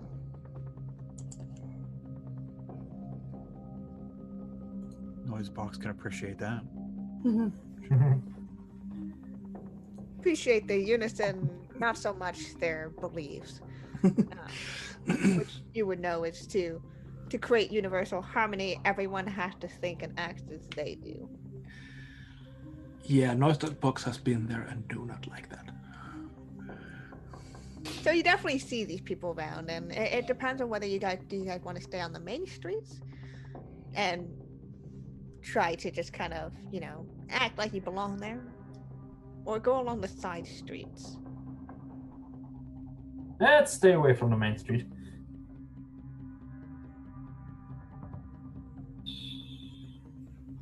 We suppose we do not want some theme music to accompany us. Why is everyone singing, for goodness sake?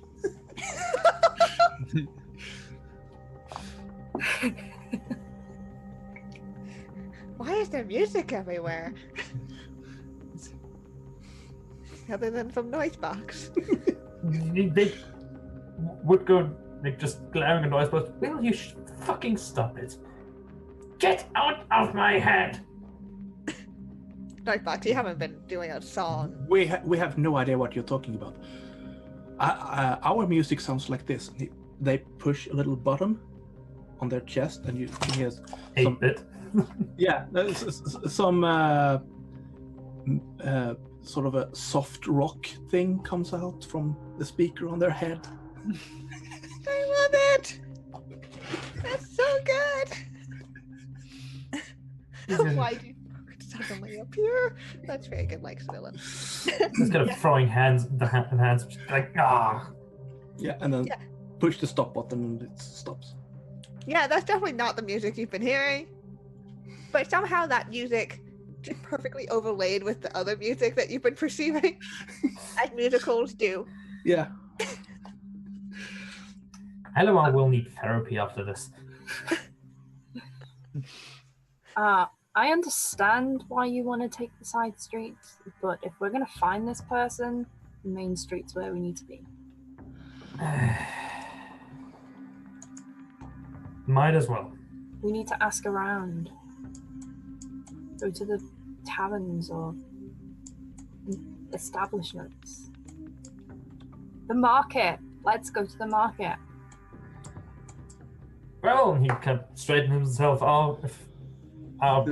Try to get as much of the muck from his armor as he can. Get to the market, we must leave the ladies' ward, though. Yeah, so the market's in a different ward. But you could certainly get to some taverns. Taverns, then. Alright. So we are not in the ladies' ward yet. Right now, we are where? No, we yeah, so are. you're just on the edge of the ladies' ward. Okay. But yeah, you could certainly get to some to a tavern. I'm gonna try to pick out the most expensive looking one. Okay. All right. So you kind of look, and let's check out the map. Map's very useful for these things. Okay. Interesting. Yeah, so you can kind of you keep an eye out for for signs of taverns, and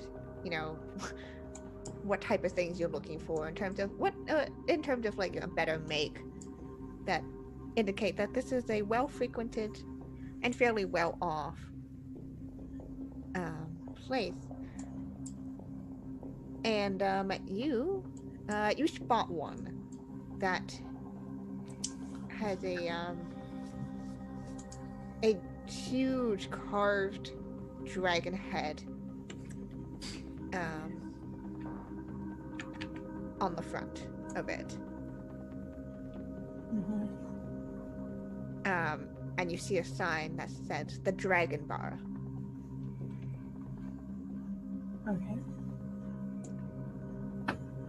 This one looks good.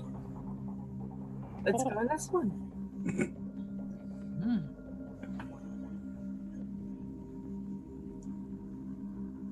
And and noise box. It's just a story, remember? Yes. Okay. so as you pass by this large carving of the dragon's head, there's kind of a war, the same way that you kind of know noise box to be mechanical, same war that you feel inside yourself as this dragon head kind of breathes out a bit of smoke down towards you guys as you enter through into the bar. Ooh. Exactly what I was thinking, Lip. Exactly. As you enter into this large common area, that's also seems to be a tavern, several tables and chairs that are arranged in different ways across this large open space. There is a bar proper off to the side. And you see a bunch of people among here, fairly, all of them dressed fairly well. Again, and a few of the harmonium seem to be kind of lingering around the corners. I'd like to head to the barkeep. Okay. So, who am I seeing? You see a tiefling, you think. Not quite a tiefling that you've ever seen before, but it seems as if instead of their horns, rather than made of perhaps more biological materials, seem to be made out of crystals. Ooh, beautiful. And she seems to be just her hands are dealing with drinks, and it seems her tail is also helping out as you see her tail kind of twine behind her and pull out a bottle. Creates this concoction that has a slight firefly blue glow about it. Hello there.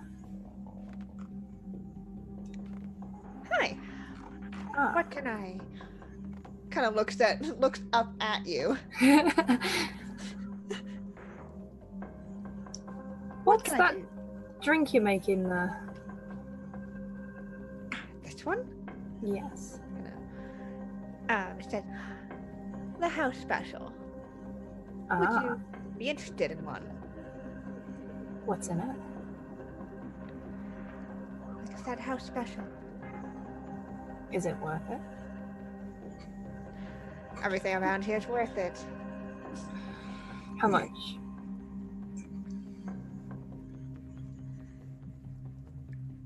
A memory. That's all. What kind? Well, rather a good one, but any interesting ones. First kisses and all that are so blasé at this point. Ah. You know, we could make a memory right here, right now.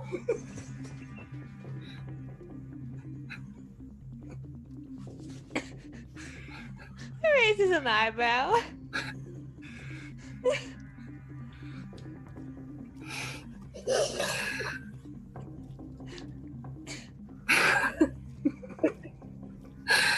As you look down at her.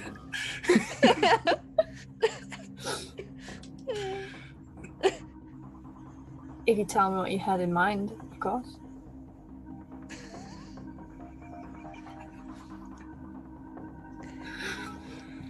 Oh.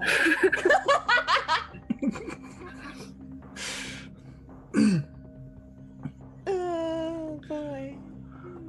Yeah, Noisebox will start playing some soothing. Some jazz. Yeah, and give an inspiration. Yeah. Hopefully that. That's so good. Oh boy. Yeah, I don't know. I don't have a smooth jazz thing. Pushing it. I should have cute that out. Your smooth jazz. You can lay your head on. Oh boy. All right. Saxophones are at the horizon. Yeah. That's just the faintest. Jazz. Oh, I'm crying.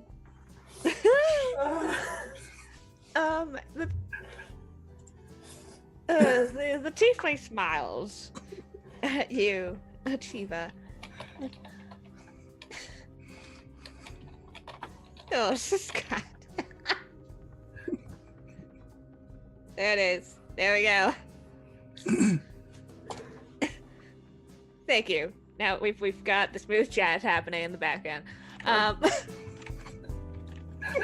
That's nice.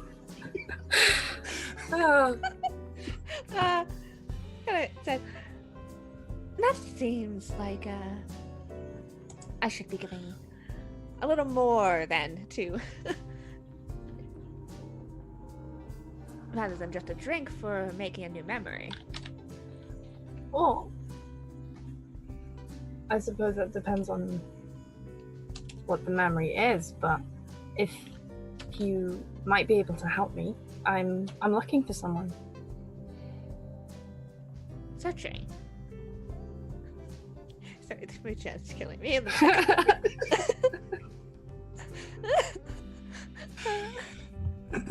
I'm suddenly very glad that I haven't scheduled anything for the next 3 hours.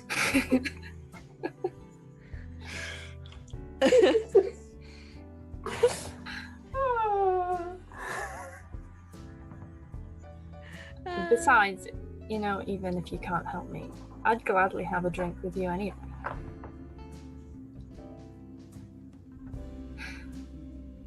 I would like you to make me a Please. persuasion. Please be good. I will give it to you with advantage with everything, and you do have a budding inspiration. But Yeah, with, that's with a nat 20! Nice.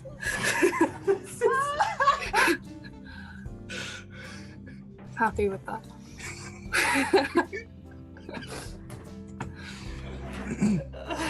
You now own this bar. Congratulations.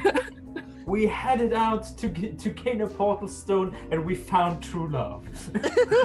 It's honestly, when you said their horns were made of crystals, I was like, I'm getting in there.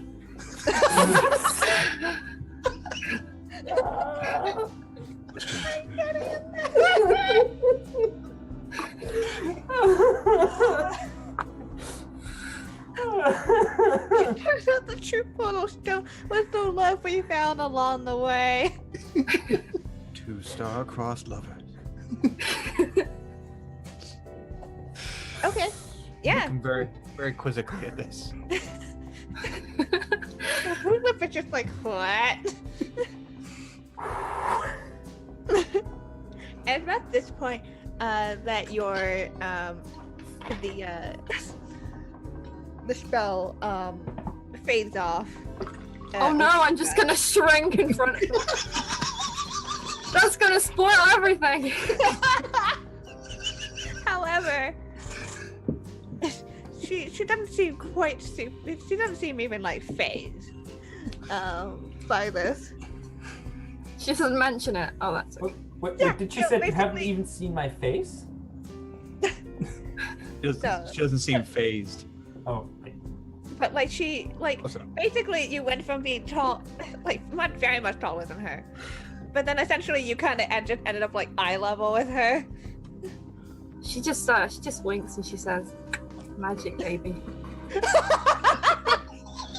Will someone stop singing? What is going on?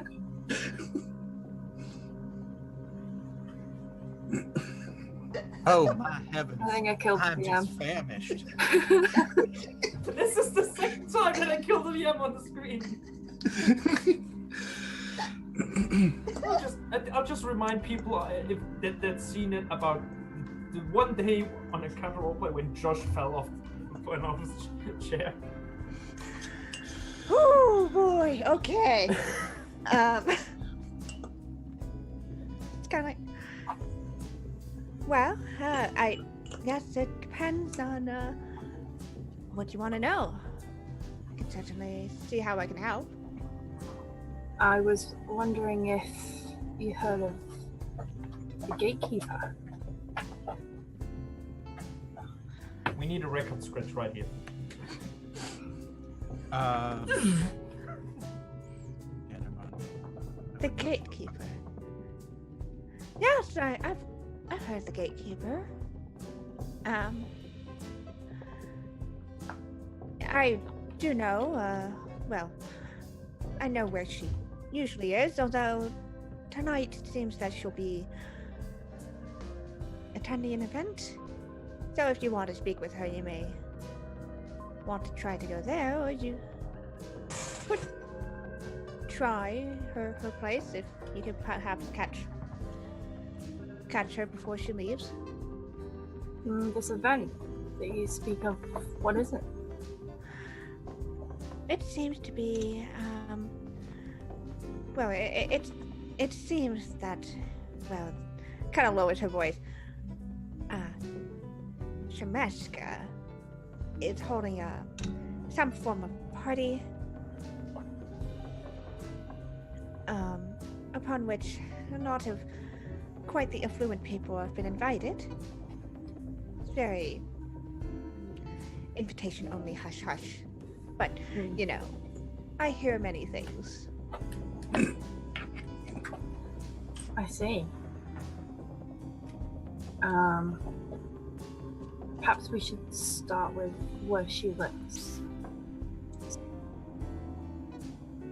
Do you know? And yeah, and she'll say, wouldn't happen to have a map or something on you? I don't know. Did I steal the books? It's up to you. Did you steal the books? Do you know what? He was an a-hole. Yes, I stole the books. Yeah, so you can slide over the relevant Lady's Word book. Yes. She'll flip through and she'll circle the location. Mm-hmm. I'll be able to find her right there. Just knock on the door. Okay.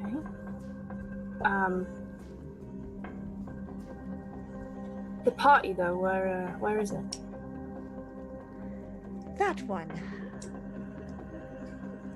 That'll be happening at one of Shemeska's locations. I'm not sure which one. I see. Do you know any of them? May have heard a few rumors. And she circles a few more locations. One of them is another tavern.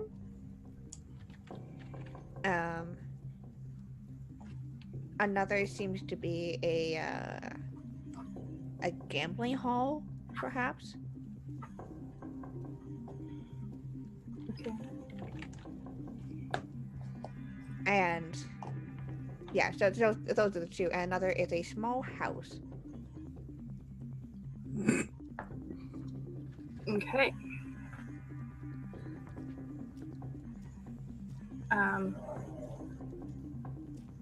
The people invited to this party, I take it they're close friends.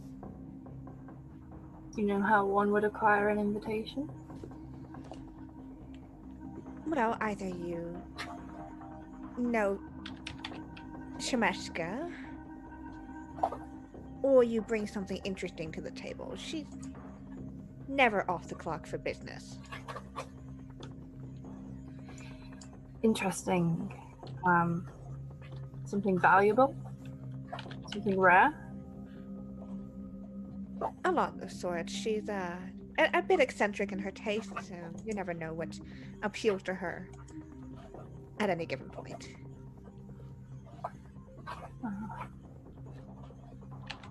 Just point to the noise box. I think you should be interested in that. And she kind of leans down and over the counter to see noise box.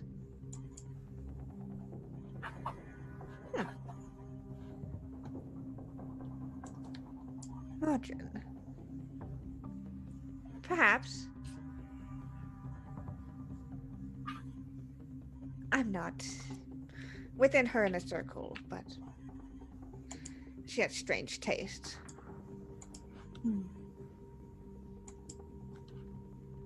Well, I'm just gonna go and check in with my friends. I'll be around. What time do you get off? Kind of says, My shift ends around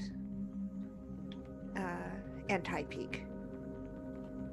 Well, if you want to try and get into this party with us, you're more than welcome. Parties are not quite my thing. I get a little peopled out here, but Fair enough. if I drop by, I'll be around. I'll be looking out for you. She gives you a wink. Wink. Okay then. So, we'll return to the party. Yep. And relay information. That is these various places we can go looking. Yeah. So, Try and get into the party, or go search a house, see if we can find it. Do you mention Shemeska's name? Pardon? Do you mention Shemeska's name Yes. when you relay? Okay, then Nosebox will just go.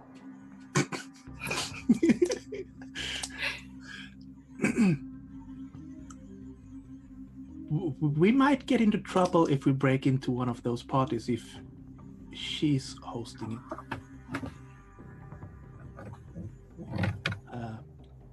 You do know that Shemeska is a fiend, right?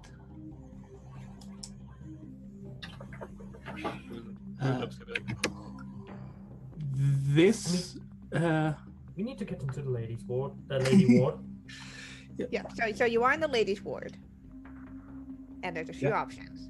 One, you could try to catch the gatekeeper, Lysandra, before she leaves, or just get to her place. Or you could investigate one of Shemeska's, the Marauders, parties, which Lysandra has been invited to. Job is to get from said no, God damn it, what's her face? Get her. Time This is so distracting. Get whatever item, that particular item we have to get up there. If she's in a party, we might have a good chance to break into her house. Exactly. And we will not be angering a fiend. So we Out of could sight, have someone watching out for those parties in case she returns. Someone standing guard. Well, we know if she returns because we will hear the door open.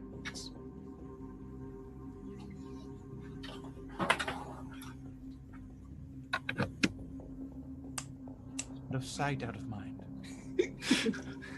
And he looks away from Noisebox. We think we should have as little to do with the Shemeska's parties as possible. We might be artificial, but we are very, very protective of our lives. Yes, and for you as well, Shiva, having run up here, you have definitely heard of Shemeska. Shemeska the Marauder, who has her fingers in a lot of different pies, and none of them are very good. How about we find Lysandra's house, either break in. I mean, I don't think we get any more information without risking our lives right now. So how about we get to that house, and if she's on the party, that's our best chance to get the item, get out of there. It's worth a look. I mean, she might have it on her possession, but we can rule this one out.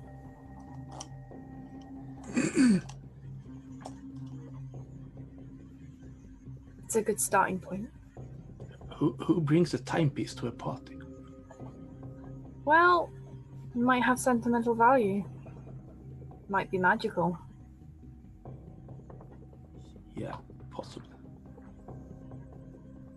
I stole this from my friend. Very sentimental. So what? Shall we? Yes. and Nosebox will turn off the smooth jazz. All right, the smooth jazz had been shut off. Yeah. And you guys can head out towards the circled place on the map, denoting the Lysandra, the gatekeeper's house. It's not that difficult to get to, as the light, there is no sun here, and so the artificial lights dim to signify the coming of nighttime. We could have had use for the smoke in lower ward here to hide us. Yeah. Should we run back in bottles? No, we should not. And as you take the streets, and again, I kind of have to. This particular road curves upwards along the sides. Although it seems like you're still right side up for you. You come across a house painted a kind of brilliant cerulean blue, which makes it stick out. And as you approach, you see the front door open, and a human woman, looks like she's about middle-aged or so, steps out in a fine matching blue dress. Quick, look inconspicuous, he says to the 7.5 tall glowing Oh, one. she's not 7.5 feet tall anymore. She shrunk. Oh, okay. But Never mind. all of you can look at inconspicuous however you would like. Actually, are you gonna attempt to actually try to be like? I'm gonna pretend to be like swing dancing next to Noisebox, even if he's not playing. Just kind of. Sure, this is what happens. Okay, fuck it. I'm joining in. I'm just slurring everything I say, playing the absolute drunk. Fuck it, I'm doing a performance check. Fuck it, we're doing it live.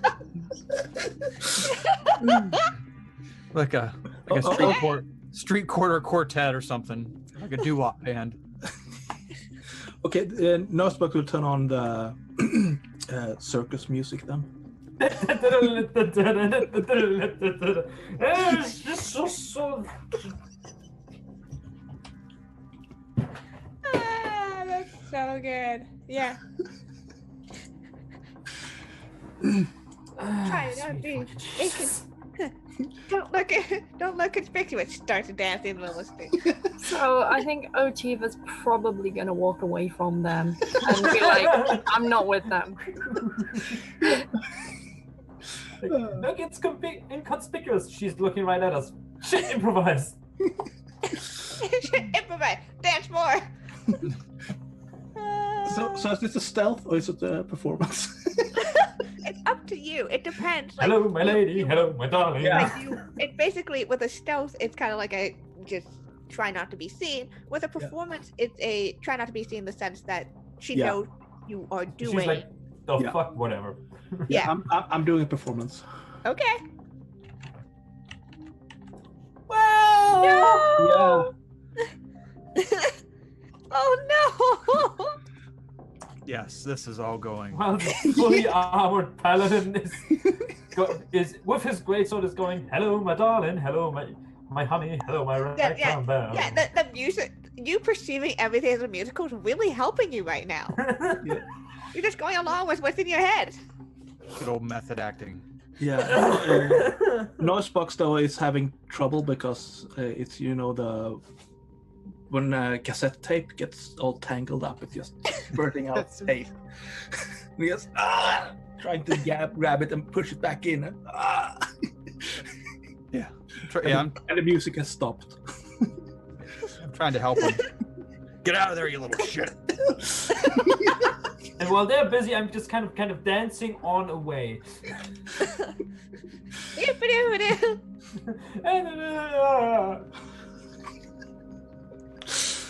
So I keep stealing glances over at the woman. What is she doing? Anything with our? She stepped. So after she stepped out and kind of closed the door behind her, she like sees this whole thing, and she kind of narrows her eyes. But she steps off of the porch and heads away from you, taking one last look over at all of you before. Could I do a perception check to see if I can see a pocket watch on her person? Sure.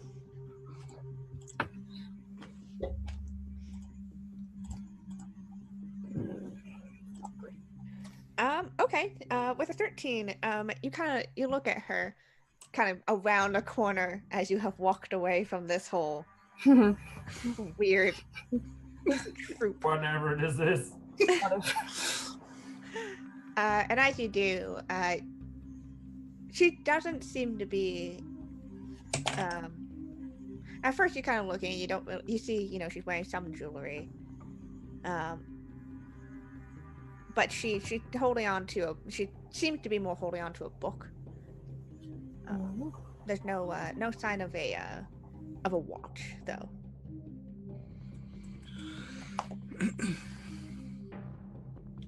Okay, she has walked off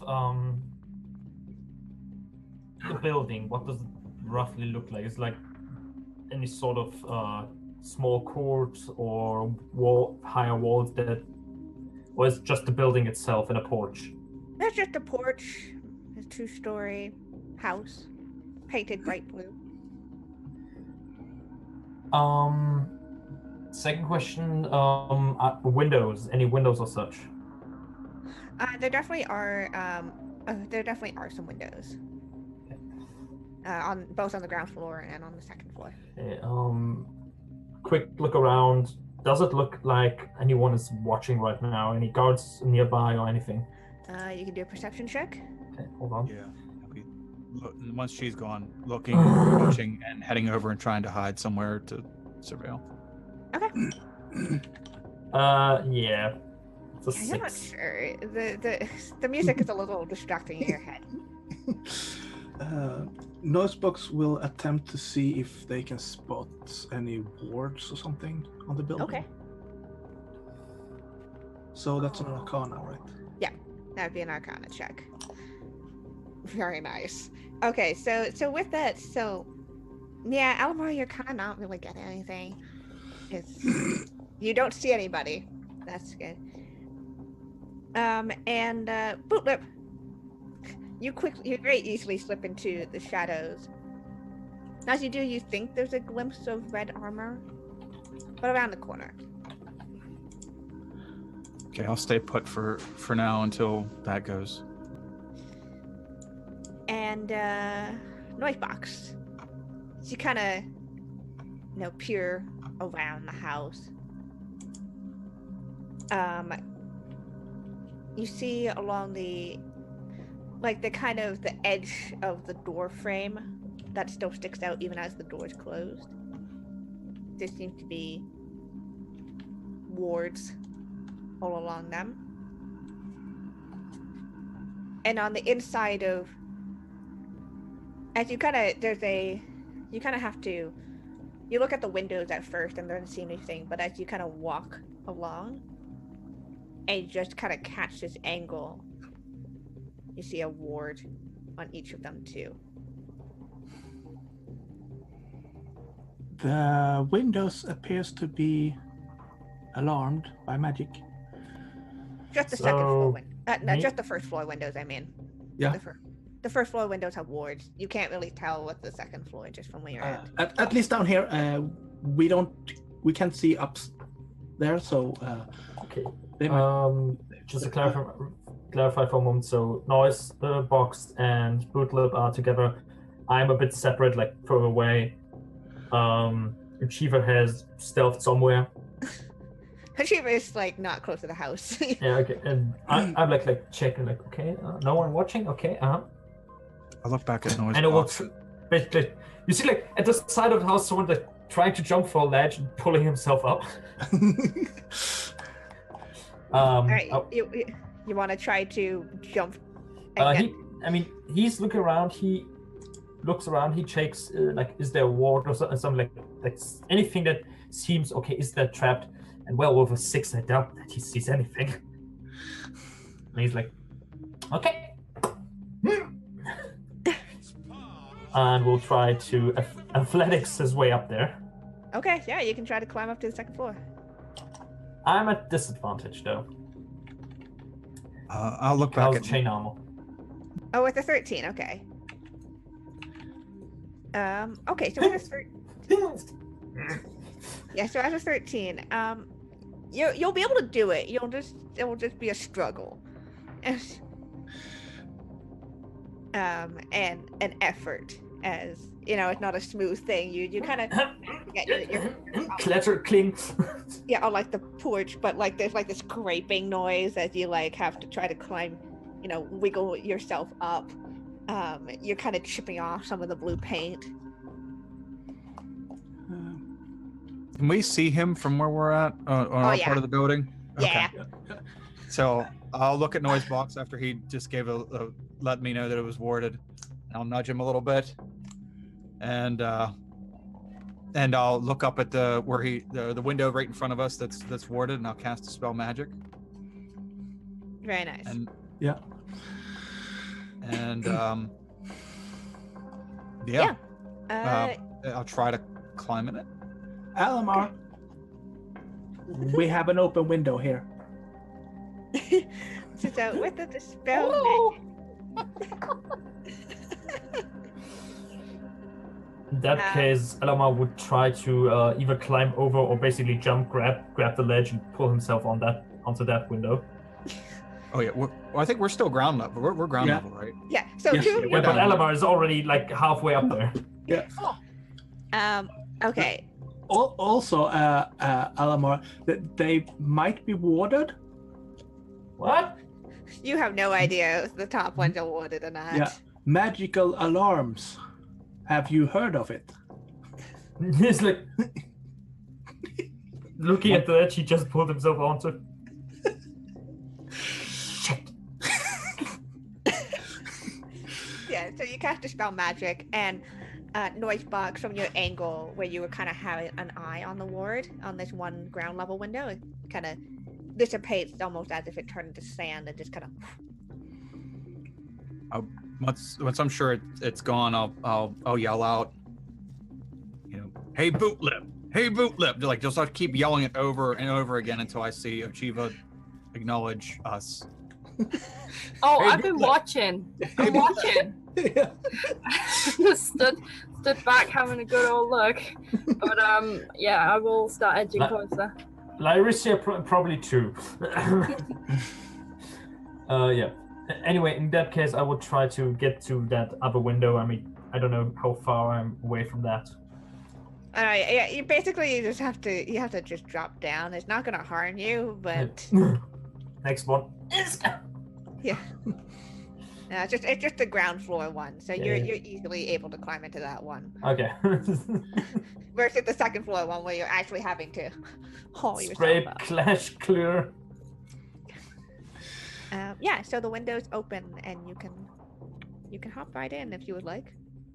Oh yeah. Yep. And right, once I see Ochiva coming and Almar coming, then This is obvious. This is very obviously a paladin and not a rogue. Trying their best. Yeah, so Bootlip, you can clamber in. And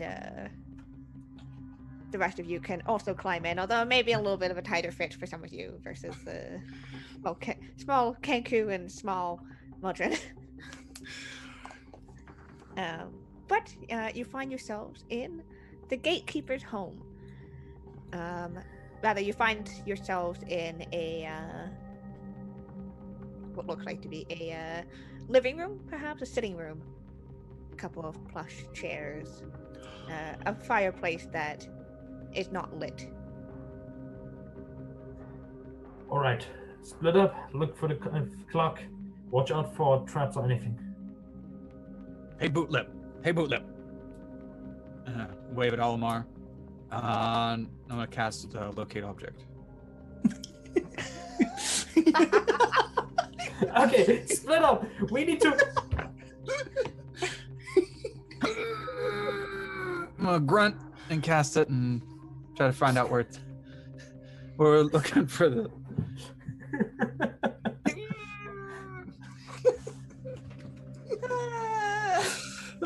Welcome to episode 2 of Kill Kiana. Now, every episode of One Shot Wonders is kill Kiana. Let's be real. Yeah. So you kind of send out your pulse of magic to locate the object. And indeed, you kind of that ping. And it's right on you. It seems to be right under the floorboard underneath your feet.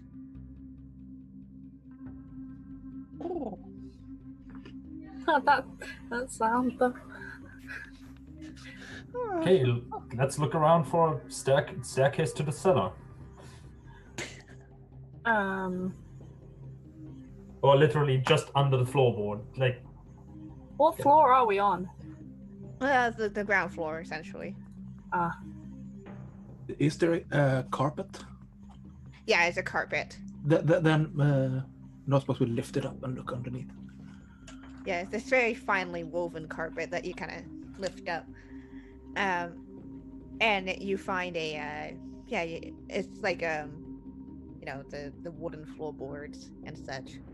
Nothing that denotes it as interesting, but Bootlip seem to have been. Yeah.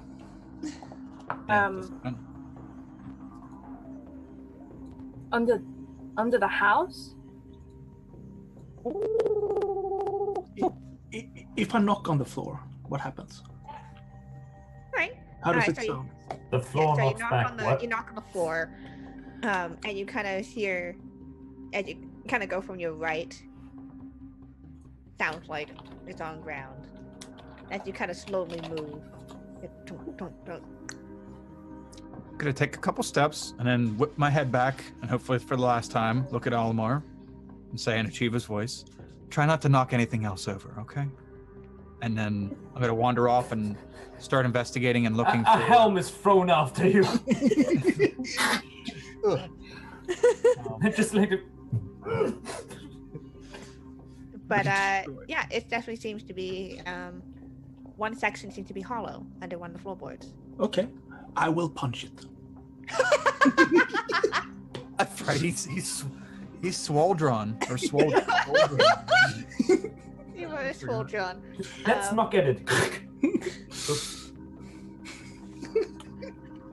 Yeah, you punch it with your hydraulic arms. Strength 20. Yeah, I mean the Totally floor forgot about that. You're just gonna crush the floor. I mean the floor is not going to dodge. The floor is made out of wood, and you are at 20 for strength. So you know what? I think you're pretty solidly going to punch that floor. Yeah, the wood of the floorboard kind of just. Lovely.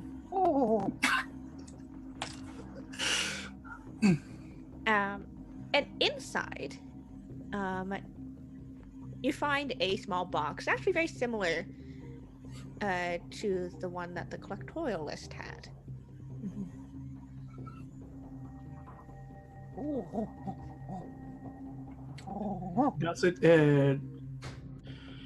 Does this seem like it contains the thing? I would hold it up to Bootlip. Bootlip's gonna take one of his daggers and just kind of try to flick it open. Yeah, you flick it open. And it does. No explosion happens. Bomb squad, sweating it out. Bad bomb squad. Yeah, I mean, you was looking Yeah. at it. Yeah, that's true. Yeah. Oh, that's a work. So what's inside the box? Inside the box are a few things. Again, seem to be an assortment of trinkets and such. There's a pair of scissors. There is an earring. And there is a pocket watch with a rose. Pocket the watch. Was that where my locate object things? Yeah. Okay. I'll take that. I'll put the earring where my ear hole is, and I will put the scissors alongside my 2 daggers. Hey, why don't you put that watch back in the box? Let's put it in the box. What? Just swipe the whole lot. I'm just like taking a quick look around. Is there anything that looks valuable? Of course there is. Yeah. There's The question is, in Sigil, can you guess what is? that's the whole thing. And so the interesting thing is, as you take out all these you take out these trinkets, and you start to go to put the watch back into its box. There's a kind of glow that comes from the fireplace as you stand before it, passing over this pocket watch. Huh? What? Oh shit! Can I cast Dispel Magic on the fireplace? Can I jump through the window because I left my fucking greatsword outside? You can. I'll give you that. The glow from the fireplace doesn't look like a ward or something. Okay. It looks similar to the kind of fog mirror glow of a portal that seems to be tuning in with the pocket watch.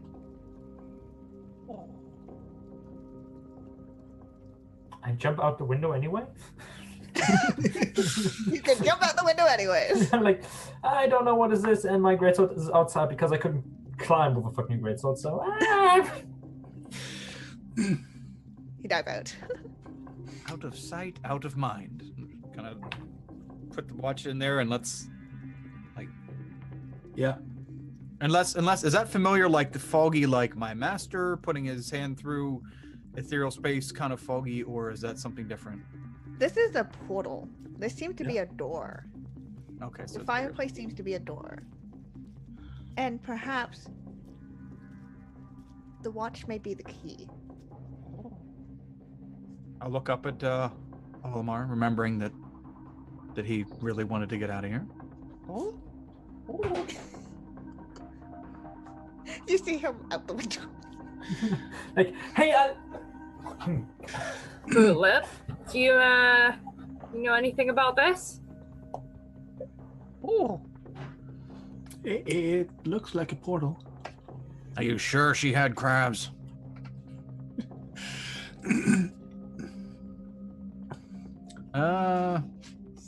Saying Alamar's voice, let's walk there and see what happens. But not pointing towards there, just pointing towards the window that Alamar's going in. Yeah. Yeah, I think we should get out. We need to sign up for this. Yeah, well, yeah, I'm gonna run. Jumping through unknown portals are bad for business. You never know if you have a referral or not. Right. just a no. portal. Welcome to the infernal plane. Fuck. Yeah, and the portal doesn't work from this direction. God damn it. All right, so you guys climb back out the window, and Halamar, you're able to get your great sword again. Okay, great sword. I'm gonna head back. Jump, jump, jump. Never mind. Hey, Bootlip. And as all of you exit out, you hear a unified, "Who goes there?" Let's move quicker. And I will cast blindness on that person. Yeah, and you see a group of harmonium. Oh, a group, okay. Assumably having been called by the gatekeeper, seeing the very suspicious musicians by her house. What would you like to do? Are you running? Are you attacking? I think we should run. Yeah, we run. I would run and also cast command towards that group and just say flee. Could work. But then I will cast a spell though, and it will be on myself, and it will be invisibility. As for command, they can make a wisdom saving throw against a spell save of 16. All right, let's give this a go. Nope. All right. So as you Run away! as you guys cast these spells, you just start booking it out of the ladies' ward. You go past the ladies' ward, the lower ward, just racing through. Eventually, you end up back into the clerk. Where we followed. I would like all of you to make. Woo! That would be I'm just gonna mute for a sec. No, it's okay. You are followed. No, you hear the sound of their hounds. That's what's happening there. But all of you can make me a athletics check to see how, and this will be a group check. So I am in heavy armor, so I am proficient. Hold on. When proficient with heavy armor and in heavy armor, disadvantage still holds, I think. Okay. I'm not quite sure, but I think so. So, athletics. Oh well. The guy in full armor runs ahead. Okay. Victory is achieved! We can run now! As a group, you guys managed to get away. I hope my invisibility helps a little bit. Yes, it definitely did. So your athletics would have been a lot higher too with your 20 strength. yeah, but you, all of you are able as a group to lose the sound of baying hounds and the strange unified voices of the harmonium as you enter into the clerk's ward and stand in front of the collectorial shop.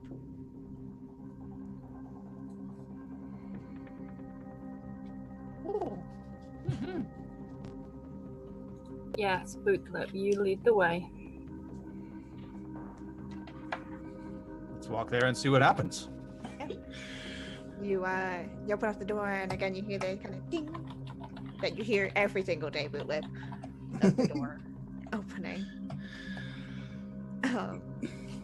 You almost trip on the marbles that are still on the floor. Damn it, I know I'm gonna have to clean those up. Man!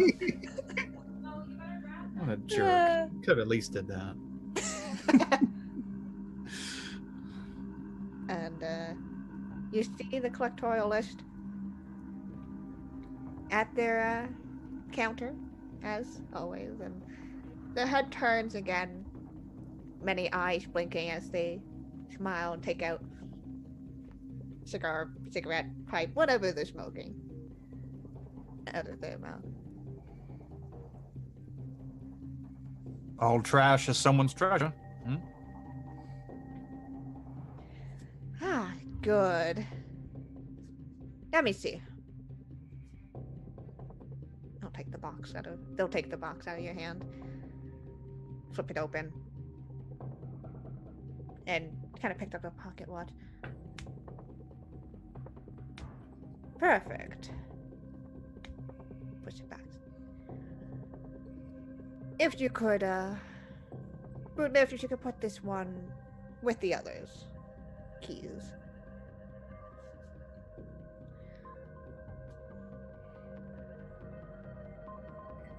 Well, yeah. I was gonna say if he's sending Bootlip off, Bootlip will take the box, start walking away, and then turn around and look at everybody and thank you for being quite a gem. And Nosebox will wave with one of the small wings, Elamon like looking over his shoulder towards the entrance. So how about that reward? Reroll. Oh! Hey, I'll go take. No, and since he actually now has thrown away his helmet, you see like this gray ashen skin with slightly glowing gray eyes, man, with white hair and like half the face covered in burn marks, and at parts even the skull can be seen, and just one eye there is just an empty hole. Ew. Yeah, the collectorialist kind of. Perhaps a new mask or helmet. Just give me the key. I need to get the fuck out of here. I want to go back home. Right. And kind of leans under and pulls up a chest, slides it towards you guys. And if you open it, you find a good surmountable amount of coin in various coinage, all gold and silver, but with different stamps from different places and times. But gold is gold. And placed on top of it is the feather.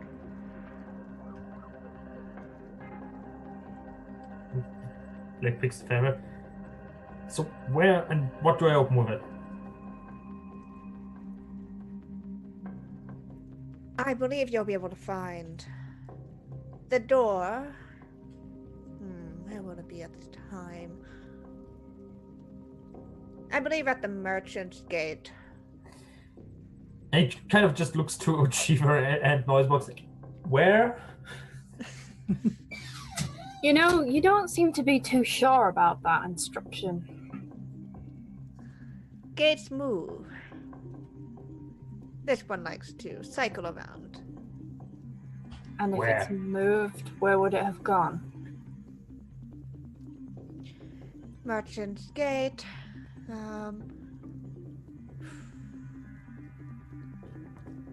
You could also, all right, the entrance to the entrance to the night market as well. And I believe also, right at the entrance to the tunnels around the ditch. You'll have to check them. But I promised you at least one of them will have the gate you're looking for. Inside check. Sure. I don't trust that guy. I may be trusting that guy. Okay. So with the 15, the collectorial list is a very hard being to read. Obviously. With the kind of the perma smile. Doesn't seem to be hiding anything. Perhaps not as straightforward as they could be, but... My friend, if it isn't there, I would recommend that you wait until it appears. It is a bit safer. How long would we be waiting? There are hounds after us.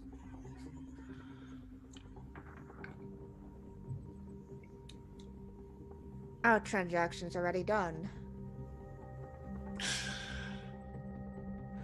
Okay. Quick as possible. You guys want to come with me I have a mercenary company. I can get a good word in for you, and we can always use good people who are. He looks to us both capable. Where does... Nah. Let me ask you, how interested in the coin are you? What? Oh, interested in the coin. Freaky, I'll take a handful, I'm out, and I'm off. I want to get the hell out of here. You can take the rest if you want. I'm with my company. I want the coin, and I don't want to leave. Oh, leave me a handful. Just so I can kind of cover other expenses, and then I'm out. The rest you can have. That's fine. I am quite. We are quite fine with a little bit of the coin and the information of we've gathered from the journey. I decided to stay. Oh, if you wish to stay. This is a wonderful city. I'm going back to the flippin' Noble District with the coin.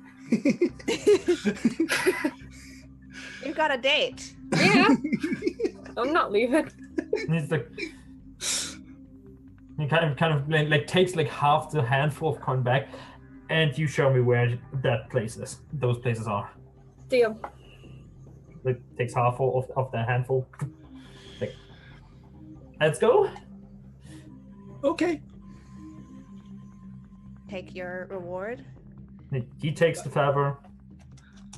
Rest of the gold back to Ochiva. Yeah, and Noisebox will leave a business card behind here as well. That's Yeah. so sweet. Slide it onto the counter again. Yeah. And as you guys head out and the bell rings again, Collectorial, it's just a nice doing business with all of you. Likewise. The door shuts behind as you enter back into Sigil. When I get done putting that box away, I'm coming out and taking that business card. I was gonna go back for the other one, but hell, I might as well save myself the trip now. You take the business card. And as just another day in Sigil ends, I think that is where we're going to leave a premiere episode of One Shot Wonders in PlaneScape.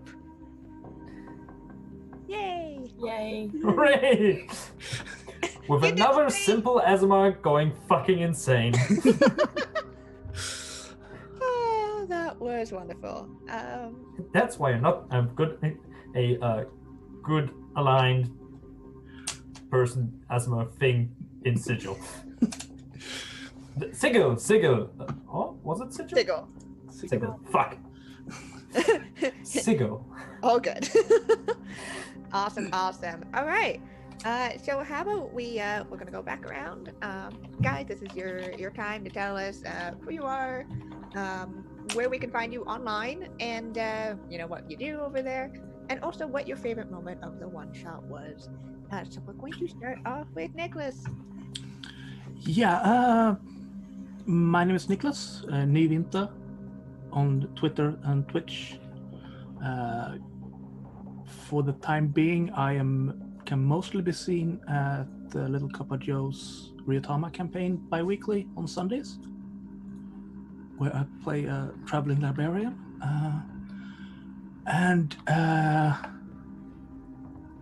What was most fun about this one was probably the in-bar flirting.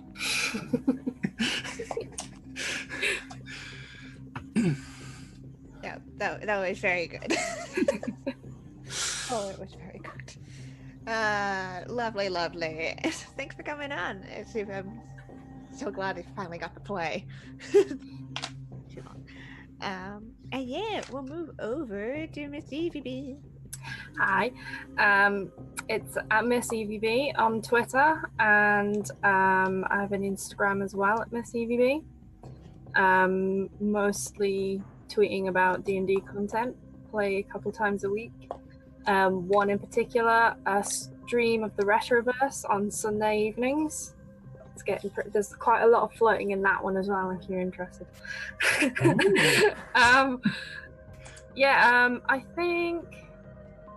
I think the crystal horn's probably my favorite part. That was pretty dope. Actually, you could thank Nicholas for inspiring me on that, because when I commissioned him to draw me as a Halloween avatar, made me a crystal tiefling. That's gorgeous. That was in my Brilliant head. idea. Yeah, and which also reminds me, I have a homebrewer link somewhere to other kinds of tieflings that are not demonic. So it's very good. Very good eldritch tieflings. I love them. Awesome. Next up, More we've got tieflings, more horniness. Yeah. Horns. Yeah. I love tieflings, they're great. I might have to skill that one though. That might have to come up in one of my future characters, crystal horns. very good. Very good idea. And next up, we go over to the Pale Lord.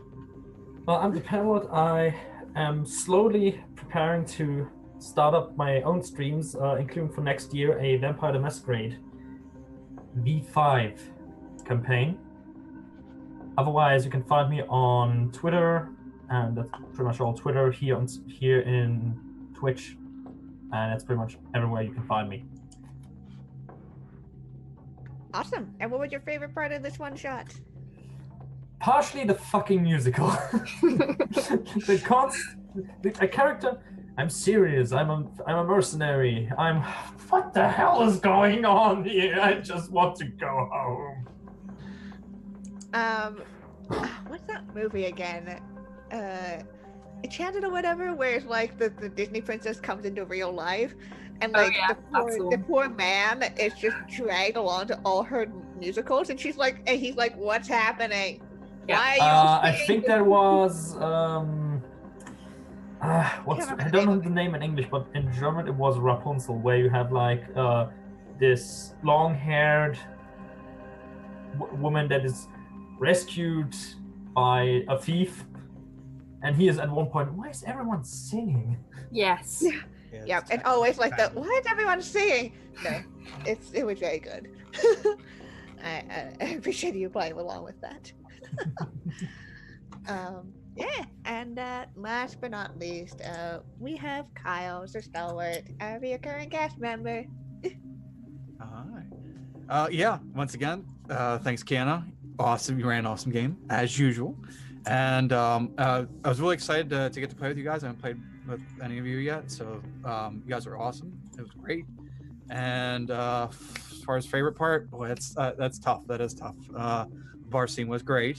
It's great. I kind of liked it that we all screwed up the performance right outside of the lady who were supposed to spend the entire time trying to find, and then we just had a horrible street side band performance out there. So that was pretty cool.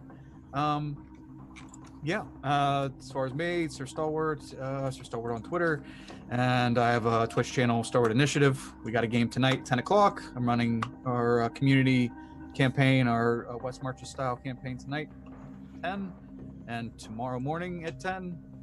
Other than that, I'm here every Wednesday, and playing whenever I can, wherever I can. So, yes, thank you very much, Scrat and Kenneth, for having another great game. Yeah. And I've never played in PlaneScape either, so. Neither have I. It was really, really interesting. Thank you for the invite. Same, and I must say, Alamar will be tormented by this PlaneScape for a long, long time. Yeah.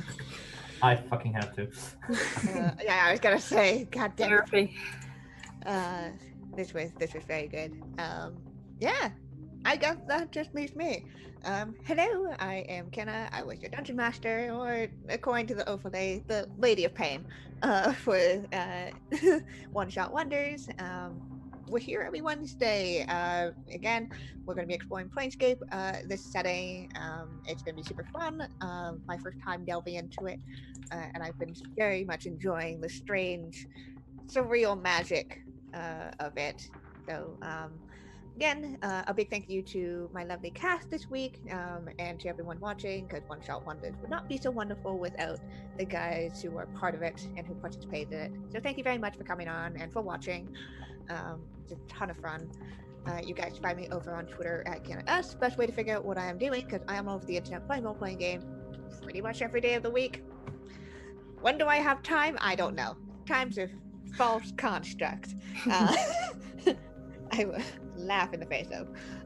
But yes, again, here every Wednesdays. I'm also here on alternating Fridays with Adventures in the Wild Blue, which is the Lady Blackbird campaign that takes place here and on Off the Table. Super fun stuff. But of course, super excited to really delve into the shenanigans that you get in Sigil and the plane hopping that can happen as you travel through doors. That just leaves the Academy. Hey, welcome to the Academy. Thanks for watching. You can find us over on our social links, over on Twitter. Best way to get into a game if it's like this one, if you're interested. We have a bunch of viewer games this season. We also have a bunch of viewer games coming up in the next season. Also, our Discord.